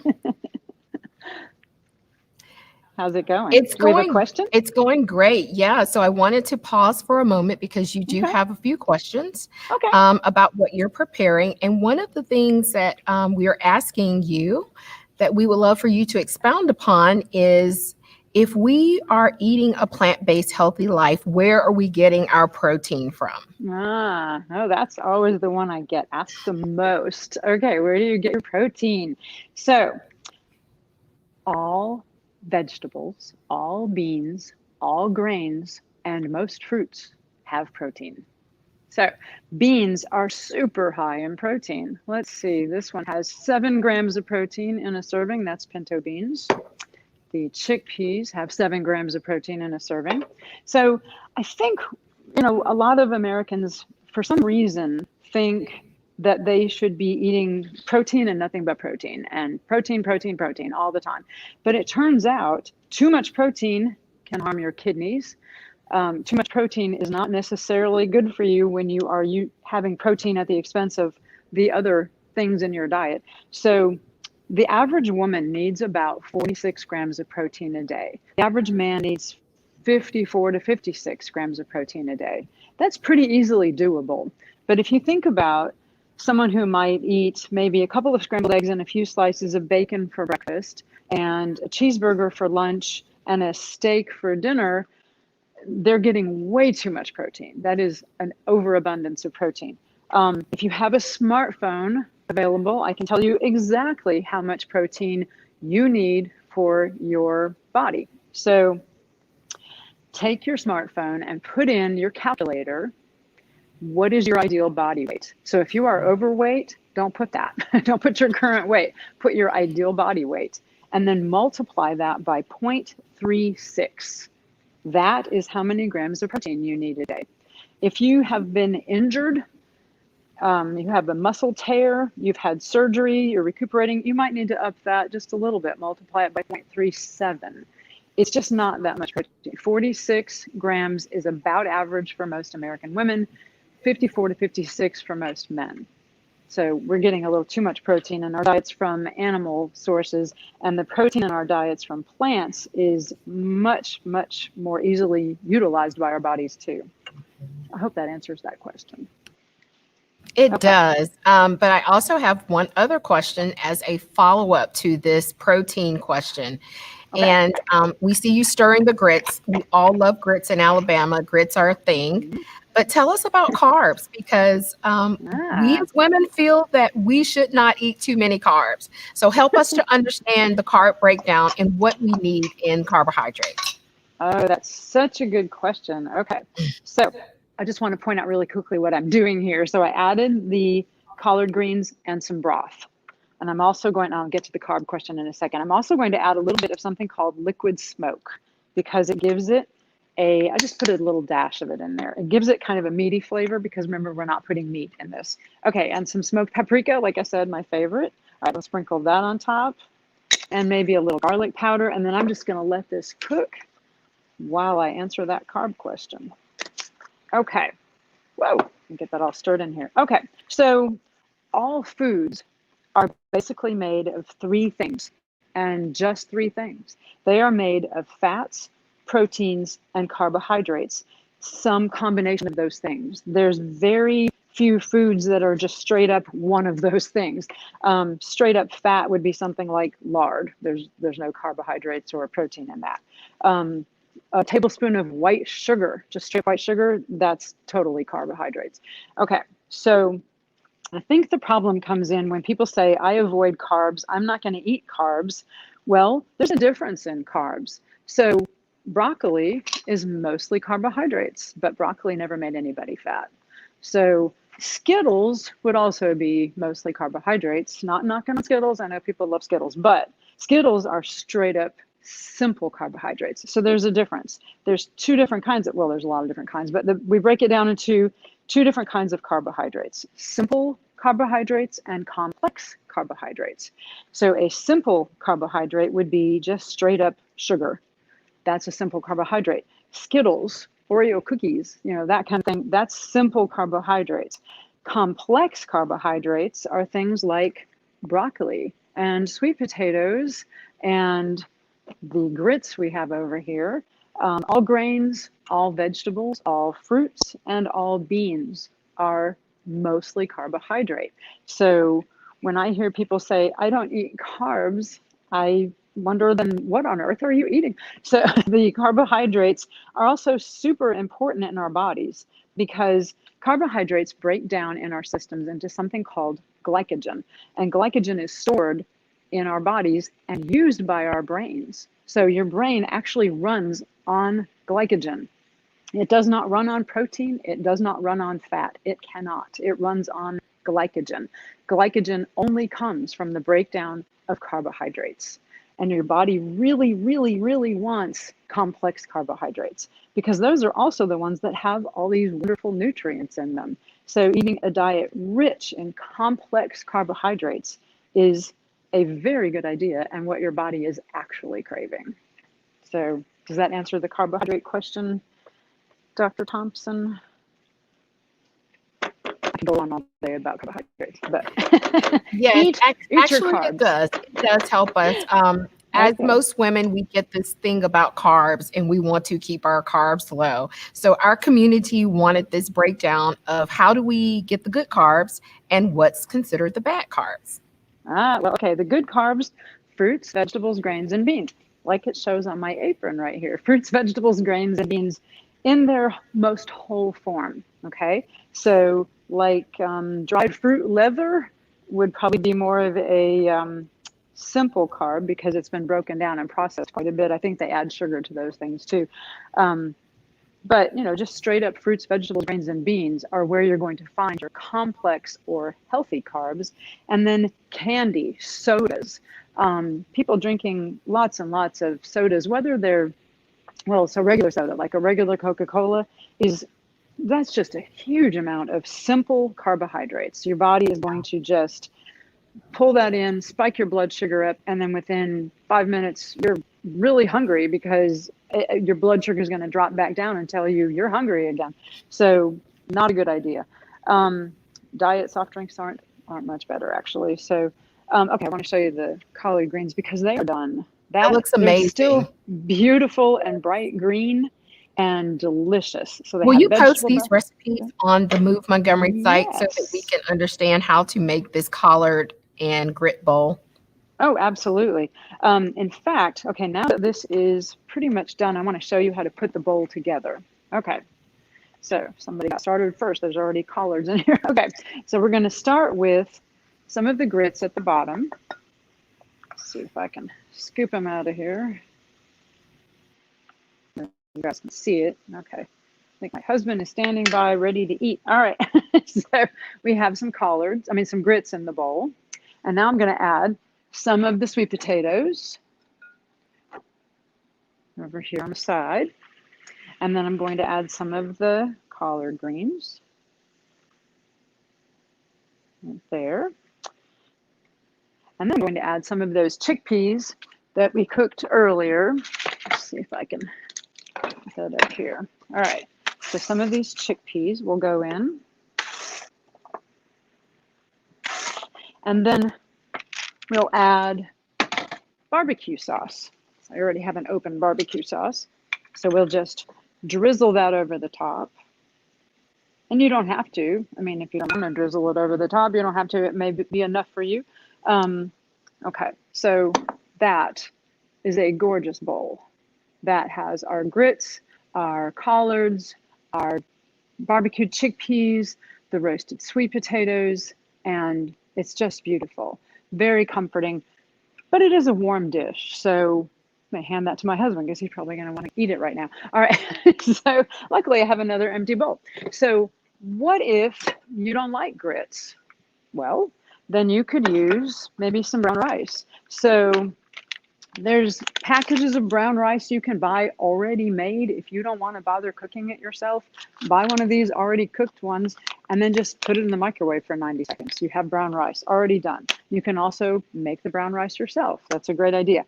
Add any kind of beans. So let's change this bowl up. So if we don't want a barbecue bean bowl, let's try brown rice and maybe some black beans. We'll go with black beans. And then some of the sweet potatoes, that would be great. And maybe some sauteed peppers and onions. And then add a little salsa on top. And then maybe some chopped avocado. And you have a burrito bowl. So change it up to whatever your tastes are. But think about using a grain, a green, a bean, some other vegetable, and then just drizzle it with whatever kind of sauce you like. So if you were doing more of an Asian-inspired bowl, you could do some brown rice, some adzuki beans, some pea pods and peppers, and drizzle it with soy sauce. I mean, you know, it's play with it. It's up to you. So however you want to make it, it's always a grain, a green, a bean, and some kind of sauce over it, and maybe a few other vegetables thrown in. So, in your burrito bowl, you could add some corn. So, you know, there's a lot of different ways to play with this. You could use kale instead of, and just cook some kale instead of the collard greens. If you don't want to bother cooking it, I mean, cutting it all up, cook it, definitely cook it. You can eat it raw too. Kale's great for you raw. But if you don't want to bother cutting it all up, you can buy already cut up bags of kale and collard greens at most grocery stores. So the only problem I've ever noticed with that is that in bags of kale and collards, sometimes they leave really large chunks of the woody stem, so you might have to go through and pick those out. But other than that, you know, this is a really easy thing to make. Hardly needs a recipe, although I do have this written down, so I will send that in to put on the Move Montgomery page, movemontgomery.com. So I'm going to move some of these things out of the way, because if you'll notice, one of the things that we didn't use yet is fruit. So we got to get to the fruit. All right. I'm going to hand this all to my husband and let him get it out of the way for me. Oh, I actually need the cutting board back, but, well, no, I don't. I can do this without the cutting board. Okay, so we're going to make a delicious fruit smoothie that has become quite a favorite here at the YMCA. So I'm not sure if anybody mentioned, we're actually right now at the Bell Road YMCA. So in the big back room where I teach cooking classes on a pretty regular basis. So we have ice that's in that cooler over there. So we're going to start with 1 cup of green grapes. And this smoothie is called the Green Monster. So can you get me the ice that's in the cooler over there? All right. This is already hooked up. We're good. Okay. There's a little cup of ice in the cooler. All right, so we have green grapes, pineapple, fresh pineapple. So you could use canned, but I think fresh is always better. Okay, so we're going to add a half a cup of pineapple, and we're adding 2 cups of spinach. And this is just baby spinach. You can find this at any grocery store. And we're adding in a half a cup of water, which I already did. And we're adding in a half a cup of ice. And then we're going to add in a half of a banana. So, Carolyn, while you're preparing these things for our smoothie, I want to read you a question that we have. So, one of our attendees asks, when I'm looking for a nutritional whole grain bread, what should I look for on the label? Because a lot of them have extra sugar. Okay. Look really for the amount of fiber they have. Also, check the ingredients label for any animal products. Most breads are made without milk and eggs, but there's a couple of really good brands out there that are high in fiber. Try to look for whole grains, so whole grain breads. Ezekiel, one that you find in the freezer, is a really popular one, very much a whole grain bread. There's a brand called Dave's Killer Bread that you can find at, I've seen it at every grocery store. They make hamburger buns too. So Dave's Killer Bread is a good option. But just look for the amount of fiber and not necessarily the amount of protein. You're going to get plenty of protein, so don't panic about protein, but fiber, really that would be the big thing, looking for whole grains. And maybe not a lot of added sugars, but there are a few really good brands out there. Like I mentioned, Ezekiel's and Dave's Killer Bread. So that's what I would look for. But so on the same continuum that we're talking about whole grains as you continue to prepare the smoothie, help us understand packaged brown rice. Is that considered to be processed rice? No. So actually, if you look at the ingredients, that's a good question. So if you look at the ingredients, all that's in it is water and whole grain brown rice. And this one actually has some quinoa in it as well, which is another grain. It's actually a seed, but we use it as a grain. Okay, so it has quinoa, a pinch of salt, some garlic powder. Basically what they've done is cook it for you and put it in a package. So that's helpful. Yeah, that is really a good question, though. If you look at the packaged beans, you can buy already cooked beans in these packages. The reason to do one of these instead of just a can of beans is the cans of beans typically don't have any flavoring in them. And if you want it to already have some flavor and you don't have to add a sauce to it yourself, then Mexican cowboy pinto beans already have the sauce. This is totally whole foods that are in it. So it's water pinto beans, tomatoes, onions, garlic, dried green chili peppers, sea salt, cilantro, and jalapeno. That's it. So it doesn't say dry methyl triamine oxidase or whatever. It doesn't have like crazy long ingredients in it. It's just a bunch of whole food ingredients in it. So read your labels. Definitely read your labels. There's several different options like that. This one is Cuban black beans. Same thing. It's just water, black beans, onions, green bell peppers, apple cider vinegar, tomato paste, sea salt, and spices, and garlic. That's it. So, while they're in a package, so not everything in a package is terrible. Read the ingredients label, because if it has a bunch of whole food ingredients on the back, things that you know what those things are, cool. But if it's got crazy chemical names that you can't pronounce, that's probably really, really processed. Thank you for the clarification. Okay, so what I've done is put in here 2 cups of spinach, half a banana, a cup of green grapes, and a half a cup of pineapple, fresh pineapple. You could use canned. I think fresh tastes better. If you don't like pineapple, maybe put in some pear. That would be good too. So just play with it. All right. So this is called the Green Monster Smoothie because it comes out looking like an ogre, like Shrek.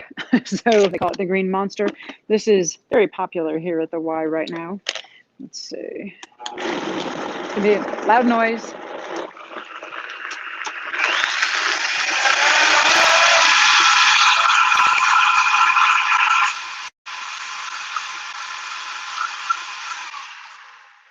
And that's all there is to it. So we'll get some cups. Thank you. I'll use one of these So you can make it a fancy one too and have a big, pour it into a big, these are actually acrylic, so they don't break. Okay. They look like big fancy wine glasses, but so it's green like Shrek and delicious. Oh, so children have seen me make this and put spinach in it and they still beg for it. So including my husband. Okay. We'll get one for Dr. Thompson over there too. There we go. Cheers. Cheers. Here we go. Take one over there. There we go. All right. So that is a super easy smoothie. You can change up the ingredients on that, but I'll make sure that recipe as well goes on the movemontgomery.com website.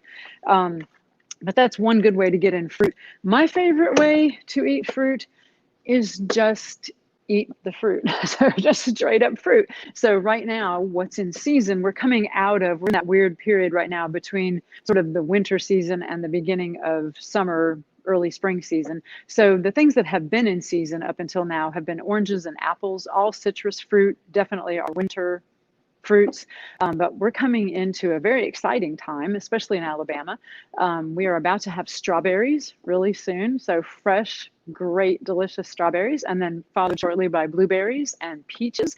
So eat those. Those are really good for you just in their whole form. Put your chopped up peaches and blueberries on some oatmeal for breakfast. Add them to a smoothie. So one thing to say about smoothies, drink them slowly because you are getting a lot of, there's calories in them. So drink them slowly and let your body take some time absorbing them. If you just gulp the whole thing down, you're going to be hungry again pretty soon. But this is a great way to get a lot of those, what we call phytonutrients, nutrients found in green vegetables. The spinach especially is really good for you. You could change that up. If you don't like spinach, use baby kale. And that's super easy to put into a smoothie too. So I've seen people put beans in their smoothies just to get more protein. If that's what if that's your thing, you could add some beans to it. But I wouldn't probably add chickpeas, but maybe like white beans or something. You could do that for a little extra protein. There is a football player that we've met who is totally plant-based, and he ate bean, fruit, and vegetable smoothies like every day before he would play games. I would like to recommend, if you want more information, not only can you go to pcrm.org, who I work for, and PCRM is an organization in Washington, D.C., a nonprofit. You can also, my husband and I do a once a month Meatless Monday Montgomery program on Facebook, and it's always the last Monday of every month. In fact, that's this coming Monday, and I think our topic this time is kidney disease and kidney health and foods for kidney health. But you can go back to that page on Facebook, Meatless Monday Montgomery, and watch lots of those videos that we've done over the past year during the pandemic when we couldn't be at Whole Foods anymore. Other things that you could look at would be on Netflix. If you have Netflix, there is an excellent movie out right now called The Game Changers. And The Game Changers is all about athletes who have changed their diets and become whole food plant-based. Sounds kind of boring, but it's a really fascinating movie that really takes you on a deep dive into the science behind it and how eating foods that are low inflammatory foods that don't cause inflammation in your body, in fact, foods that decrease inflammation in your body are super helpful after strenuous exercise. So things like fruits, vegetables, grains, and beans, of course. So those are the things that decrease inflammation in your body. But The Game Changers is an excellent resource. Several books out there, other websites. There's a great website called nutritionfacts.org. Nutrition Facts, all facts. There's no ads. They're not trying to sell you anything. Everything is straight up factual information. Nutritionfacts.org. They post new videos almost every day about current research on nutrition. So I highly recommend that website. The doctor who started that website has written several books, including How Not to Die and How Not to Diet. So those are really good resources too. So Meatless Monday is this coming Monday.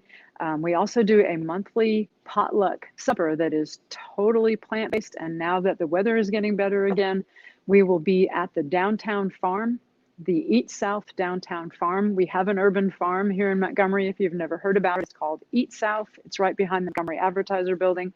And we will be there the second Tuesday of every month at 6. You can go on Facebook to see both Veg Out Montgomery and Meatless Monday Montgomery. All right, so I hope I've answered all your questions. Do we have any more questions? We're good on questions? No more questions. Great, thank you. All right, so thank you for joining me today, and I hope that you learned a few new meal ideas to share with your family and friends and the people you love. Give them healthy food. Be on the lookout for new recipes like what you saw today to be added to the Move Montgomery website. Like I said, it's movemontgomery.com.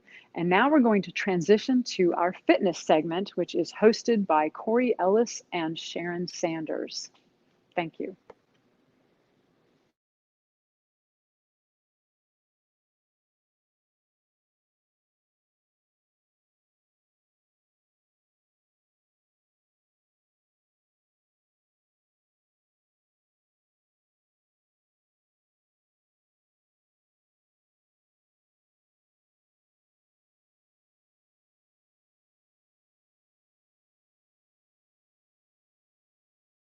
Good morning. My name is Corey Ellis with Res Fit.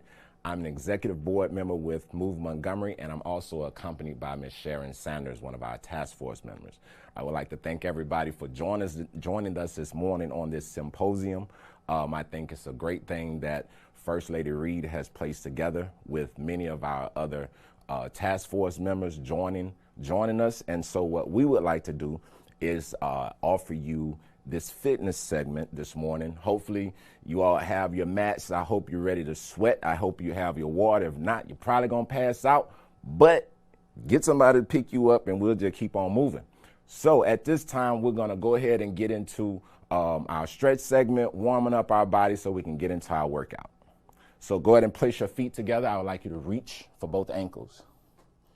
Focus on deep breaths in through your nose and out through your mouth. Slowly bring your chest up. Cross your right leg over the left. Reach for both ankles. Make sure you are exhaling, allowing your muscles to relax. Slowly bring it up. Left leg over right. Reach. Focus on breathing. Inhale through the nose, exhale through the mouth. Slowly bring it up. Separate your feet as far as you can. I want you to reach for both ankles. Focus on breathing, allowing the muscles to stretch. Anytime that you're doing workouts, working out, exercising, you need to be stretching your body before you start. Reach to the right leg with both hands. Focus on breathing. Allow the muscles to stretch. Over to the opposite leg, your left leg. Reach. Focus on breathing in through the nose and out through your mouth. Slowly bring your chest up. Bend the right knee. Press down on your left thigh. Make sure you're sitting your glutes to the back and keeping your chest forward. Opposite side, sit the hips back, chest up, hips down, right leg straight. Slowly release it. So that's your warm up. Let's go ahead and get into the workout. Go ahead and lie down on your backs. We're going to start out with warming up the abs. So go ahead and lie back. I want you to place your hands behind your head. When your hands are behind your head, take your elbows and widen them out for me. I want you to take both of your knees, raise them. Take your chest, raise. Place your elbows on your knees. You're going to lower your chest, not your head. Raise your chest, raise your knees, and touch. And we're coming up. Exhale for 10. Inhale. Exhale when you come up. 9.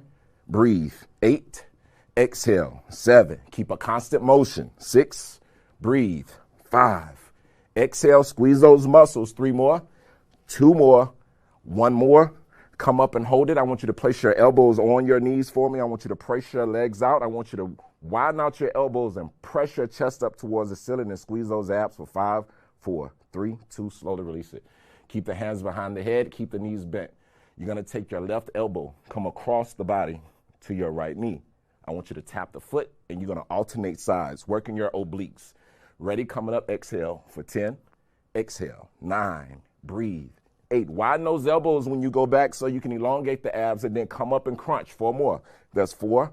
Exhale. 3. Exhale. 2. Come across and hold it. Squeeze that midsection. Try to place your elbow on your knee. That's full range. Opposite side, over and hold it. Slowly release. Arms up to the sky. I want you to take your chest and your abs, raise them up off the ground. So you're not using your neck to go back and forth. You're actually using your chest and stomach. I want you to take your midsection and pump it straight up to the sky for 8, 7, breathe, 6, 5, breathe, 4, 3, 2, raise up and hold, squeeze those abs tight. Do not lower your head nor your shoulders. Push your legs straight up. Now pulse it straight up towards the feet, trying to reach for the feet for 5, 4, breathe, 3, 2, reach up as high as you can. Squeeze those abs tight. Slowly release it. Go ahead and sit up for me.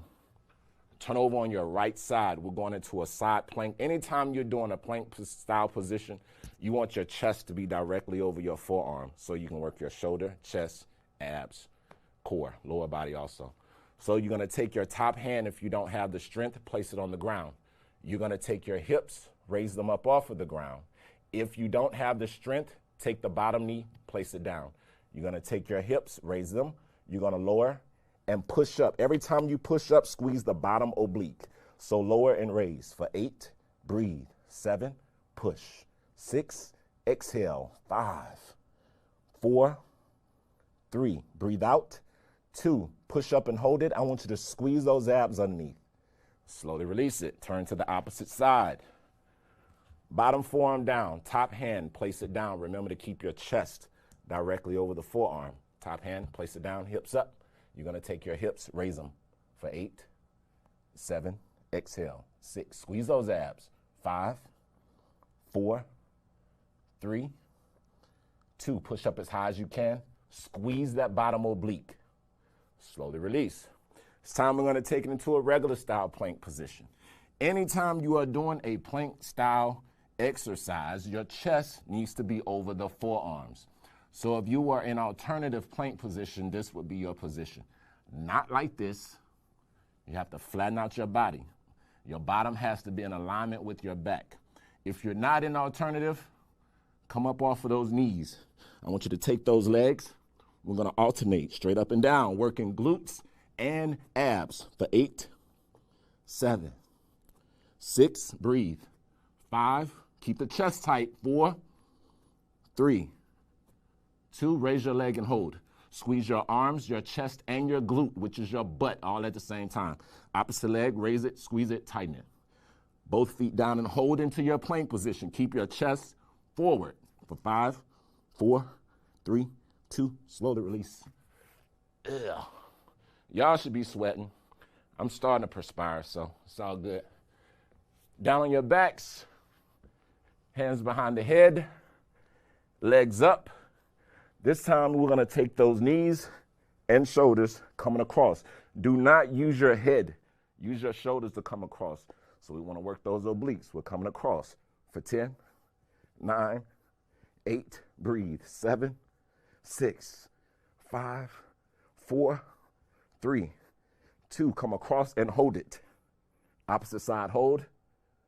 Slowly release. Arms up to the sky. This time, we want to sit straight up. So, come up, reach up above your head. You want to elongate those muscles. If you can't go all the way back, only go back halfway and sit straight up. So, we're coming back. Only your lower back touches. Exhale, push up for 10. Exhale, 9. Reach up, 8. Breathe, 7. Push, 6. You have 5 more. 4 more. 3 more. 2 more. Last one. Come up and hold it. Take your feet, raise them, stabilize for 8, 7, 6, 5, 4, 3, 2, release. Go ahead and take a seat. Go ahead and stretch that out right quick. Right leg behind you. Take the left leg, widen it. I want you to reach with both hands. Trying to take your nose down towards your knee. Sit straight up, turn, look over your left shoulder. Slowly release it.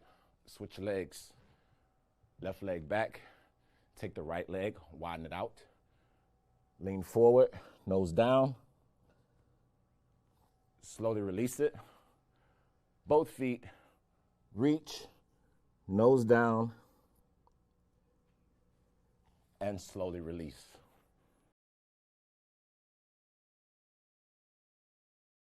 Hi, I'm Sharon Sanders with Some Serious Fitness, and what I will be doing today is high interval intense training. Yes, intense. Now, it's for all fitness levels, so just check out my cues, pay attention, and let's have fun. All right, so let's warm up first. All right, so you're gonna have a mat near you or some space, and what we're gonna do is just high knees forward, high knees back. All right? Scaling down for lower impact will be march forward, march back. All right, let's go.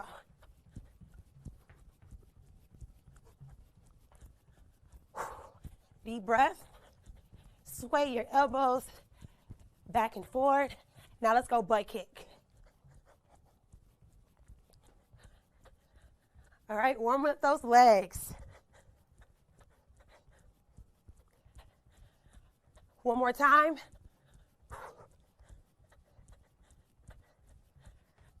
Back. Woo! Good job. All right, now I like to do range of motion. So let's kick.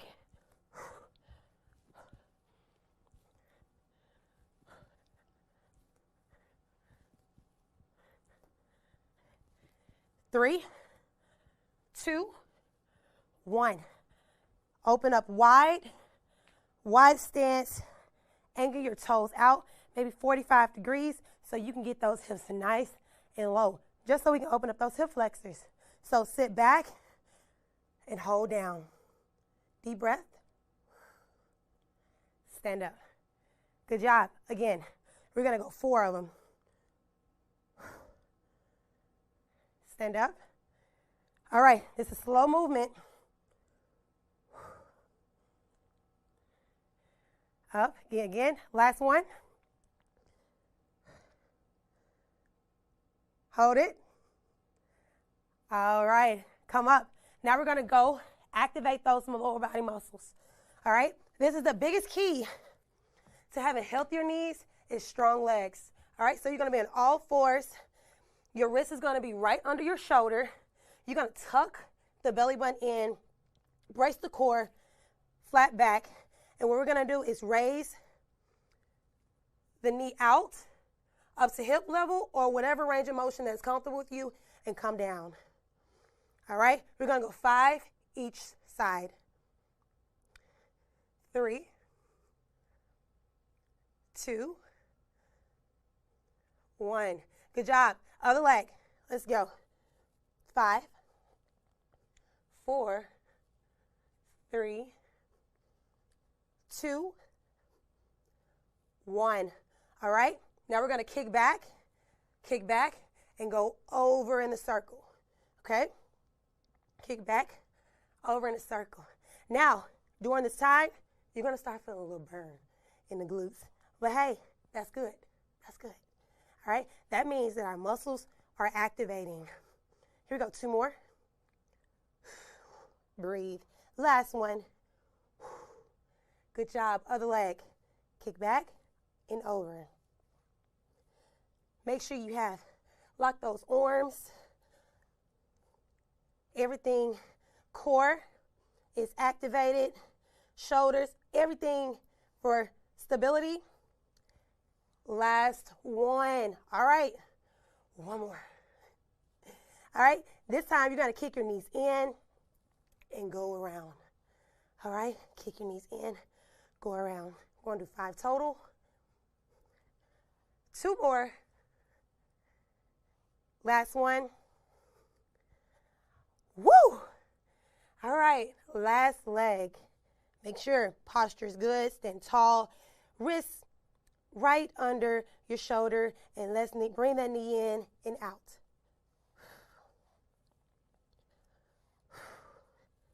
Head neutral. 2 more. Last one. Good job. Now it's time for this workout. We're in tip-top shape for this workout. So first thing we're going to do, we're going to go to the end of your mat. We're going to go on a squat, all right? So when you're in a squat, you're going to stand nice and tall. You're going to pull your hips back. All right, it's just like somebody tugging on your pants in the back or your shirt. All right, so tug your hips back.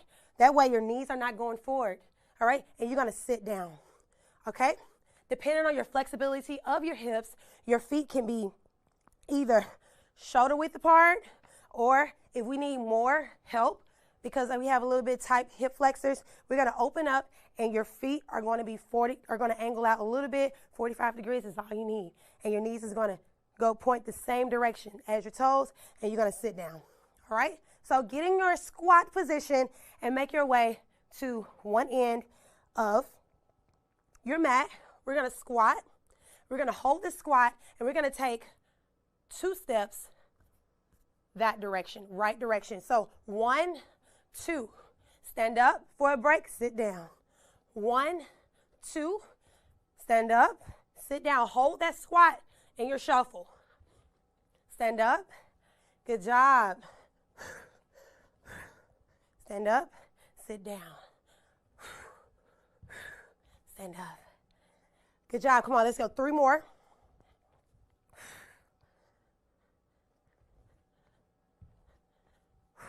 All right? And so once you get to the 5th one, what we're going to do, we're going to stand up, and what we're going to do is going to hold up and come down. All right, wood chops. All right? Up, brace that core, and come down. All right, so when I stand up, I'm going to on my toes, and then as I come down, I'm coming down in that squat position, only on this side, okay?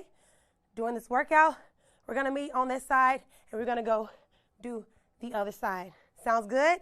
All right, are you ready? So, 5, on my count, you stay, rise up, chop down. Let's go. And 3, find your squat position. 2, hold it. 1, step. Let's go. 1, 2, up, down. 1, 2, raise up, down. 1, 2, raise up, down. 1, 2, stand up, down. 1, 2, stand up, down. 1, 2, stand up, and let's wood chop. Down, up, down, up. Here we go. Raise up. 4, 3, 2, 1. Back in the squat. 1, 2, raise up, down. All right? So while we're doing this, if we have somebody that's ready to take it up and challenge yourself, what we can do is start incorporating some more muscles right here. All right? So we can come up and hop up, come down. Or with low impact, stand up to the tippy toes, come down. Stand up, come down. Stand up, come down. Last one. Stand up, come down. Let's get ready to chop. Reach up, down, down. Brace that core. Tuck the belly buttons in. When you come up, let's stand nice and tall.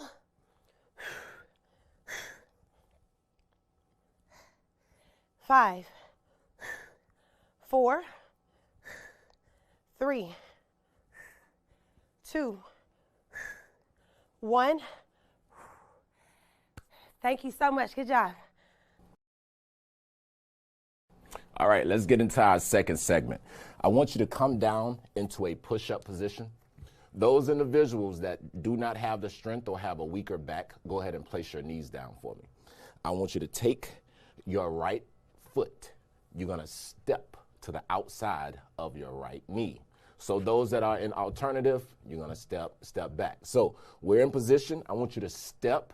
We're going to step back and alternate. Put that knee to the outside of the elbow for 10, 9, breathe, 8, 7. Make sure you step to the outside. 6, 5, 4, 3, 2. Step to that one side and hold. I want you to take your shoulders in this position and give me 5 push-ups. Ready, go. That's 5, 4, 3, 2. Push up, step back, opposite side, and hold. Push up for 5, 4. Breathe out. 3, 2. Push up, step back, hold it into your push-up position for 5, 4, 3, 2. Release it. Down on your backs. I want you to take your right leg, raise it up to the sky. I want you to take your arms up to the foot. Your arms are going to come back. Your leg will go down only halfway. And we're going to reach straight up with the midsection. For 8, 7, 6. Reach up high. 5. Squeeze from the midsection. 4, 3, 2. Reach up as high as you can and hold. Take your left leg and raise it. Drop your right foot. Arms back. Lower that leg. Raise and reach. For 8, 7. Reach up high. 6, 5. Breathe. 4, 3, 2. Reach up and hold. Both legs up. Very small motions. Arms back. Lower the legs. Raise and reach. For 8, 7. Reach up high. 6, 5, 4, 3, 2. Reach up as high as you can and hold it. Squeeze those abs tight. Slowly release it. Hands behind the head this time. Both knees into your chest. Raise your shoulders. Elbows on the knees. I want you to take your thighs, kick up and out. Do not let them go lower to the ground. It's going to put pressure on your back. So kick them up a little bit higher. Bend the thighs, elbows to the knees, kick out and crunch. For 10, 9, 8. Use your chest to come up. 7. Breathe out. 6, 5. Widen and come up with those elbows. 2 more. 1 more. Elbows on the knees and hold it. Press your legs out. Widen those elbows. Raise your chest. Squeeze your abs. For 5, 4, 3, 2. Slowly release it. Go ahead and turn back over on your side. Right forearm down. This time your top arm will be in the air. So those that are in alternative position, you'll be up on your knee, the bottom knee. Everybody else, we're up. You want to take this top arm, twist your body, and reach underneath your midsection. So we're going to twist straight up, and we're going to twist coming under for 8, 7. You got to breathe out. 6. Keep that chest tight. 5, 4 more. 3 more. Breathe out. 2 more. Last one. Come underneath and hold it. Release it. Flip sides for me.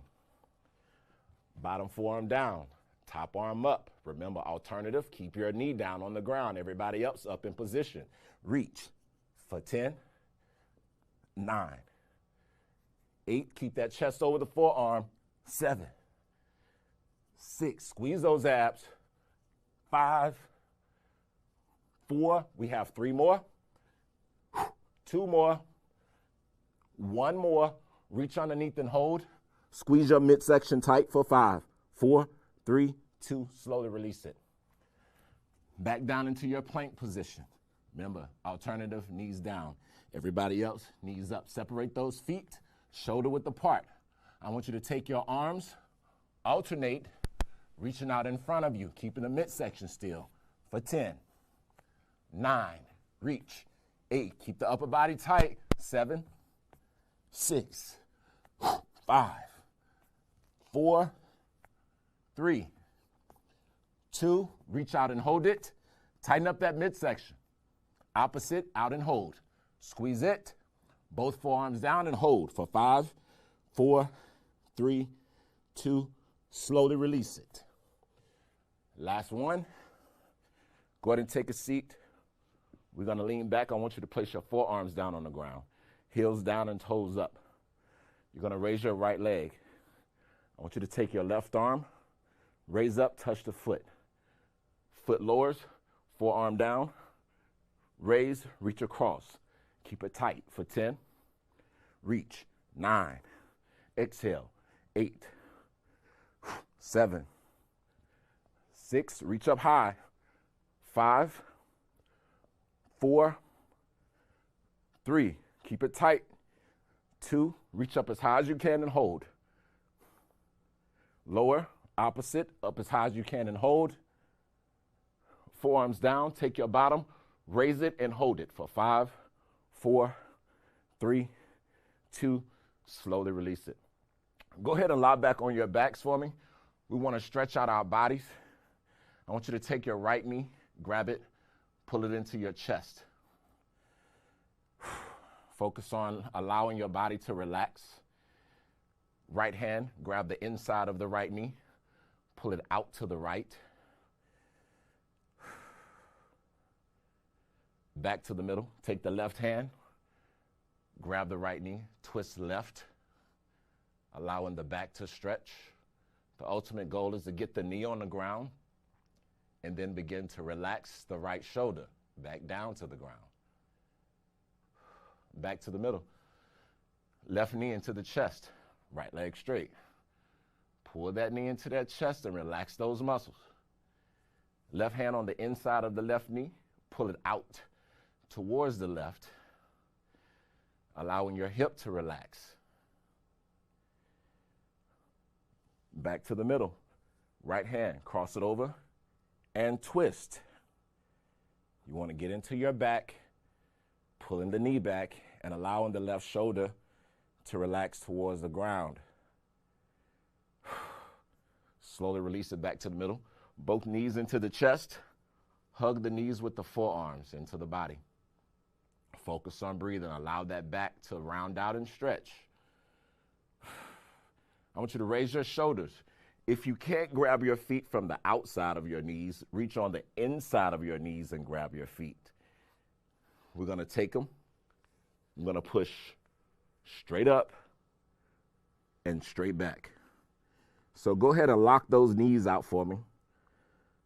When you feel your back loosening, you should be able to roll back a little bit more, then hold. Lock those knees out. Roll back a little bit more. We want the toes to touch the ground. Slowly release it all the way up. Take your feet, separate them as far as you can.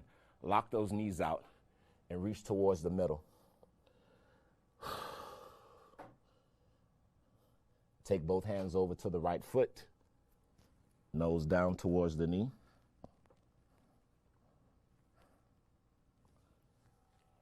Opposite leg. Nose down towards the knee.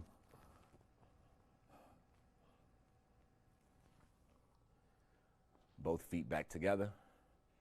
Reach. One more time. Slowly take that nose down towards the knees. Slowly release it. Awesome job.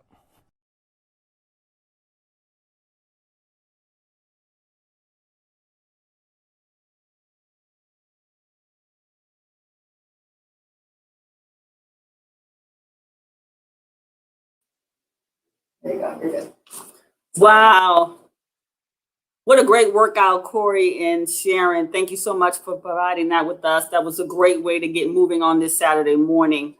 Now we're going to do the Publix gift card giveaway. We have 4 Publix gift cards for $50. And what I'm going to do is pull names out of a box and announce who will receive those gift cards. First, we have Jada Smith. Jada Smith will receive a $50 Publix gift card. Next, we have Annie White. Annie White will receive a $50 Publix gift card. And then we have Clyde Eller. Clyde Eller will receive one. And last but not least, we have Vicki Jones. Vicki Jones. Those 4 participants will receive an email from us, from Move Montgomery, and we will get your gift card mailed out to you sometime this week. Okay, that concludes our virtual Health and Wellness Symposium. We appreciate everyone for joining us, our panelists, our participants, everyone behind the scenes. I appreciate everyone's involvement in this activity. And we look forward to having more events like this in the future. Please stay tuned to the Move Montgomery website, Facebook page, and Instagram page for upcoming events that we will host. And I look forward to meeting with y'all sometime soon. Thank you.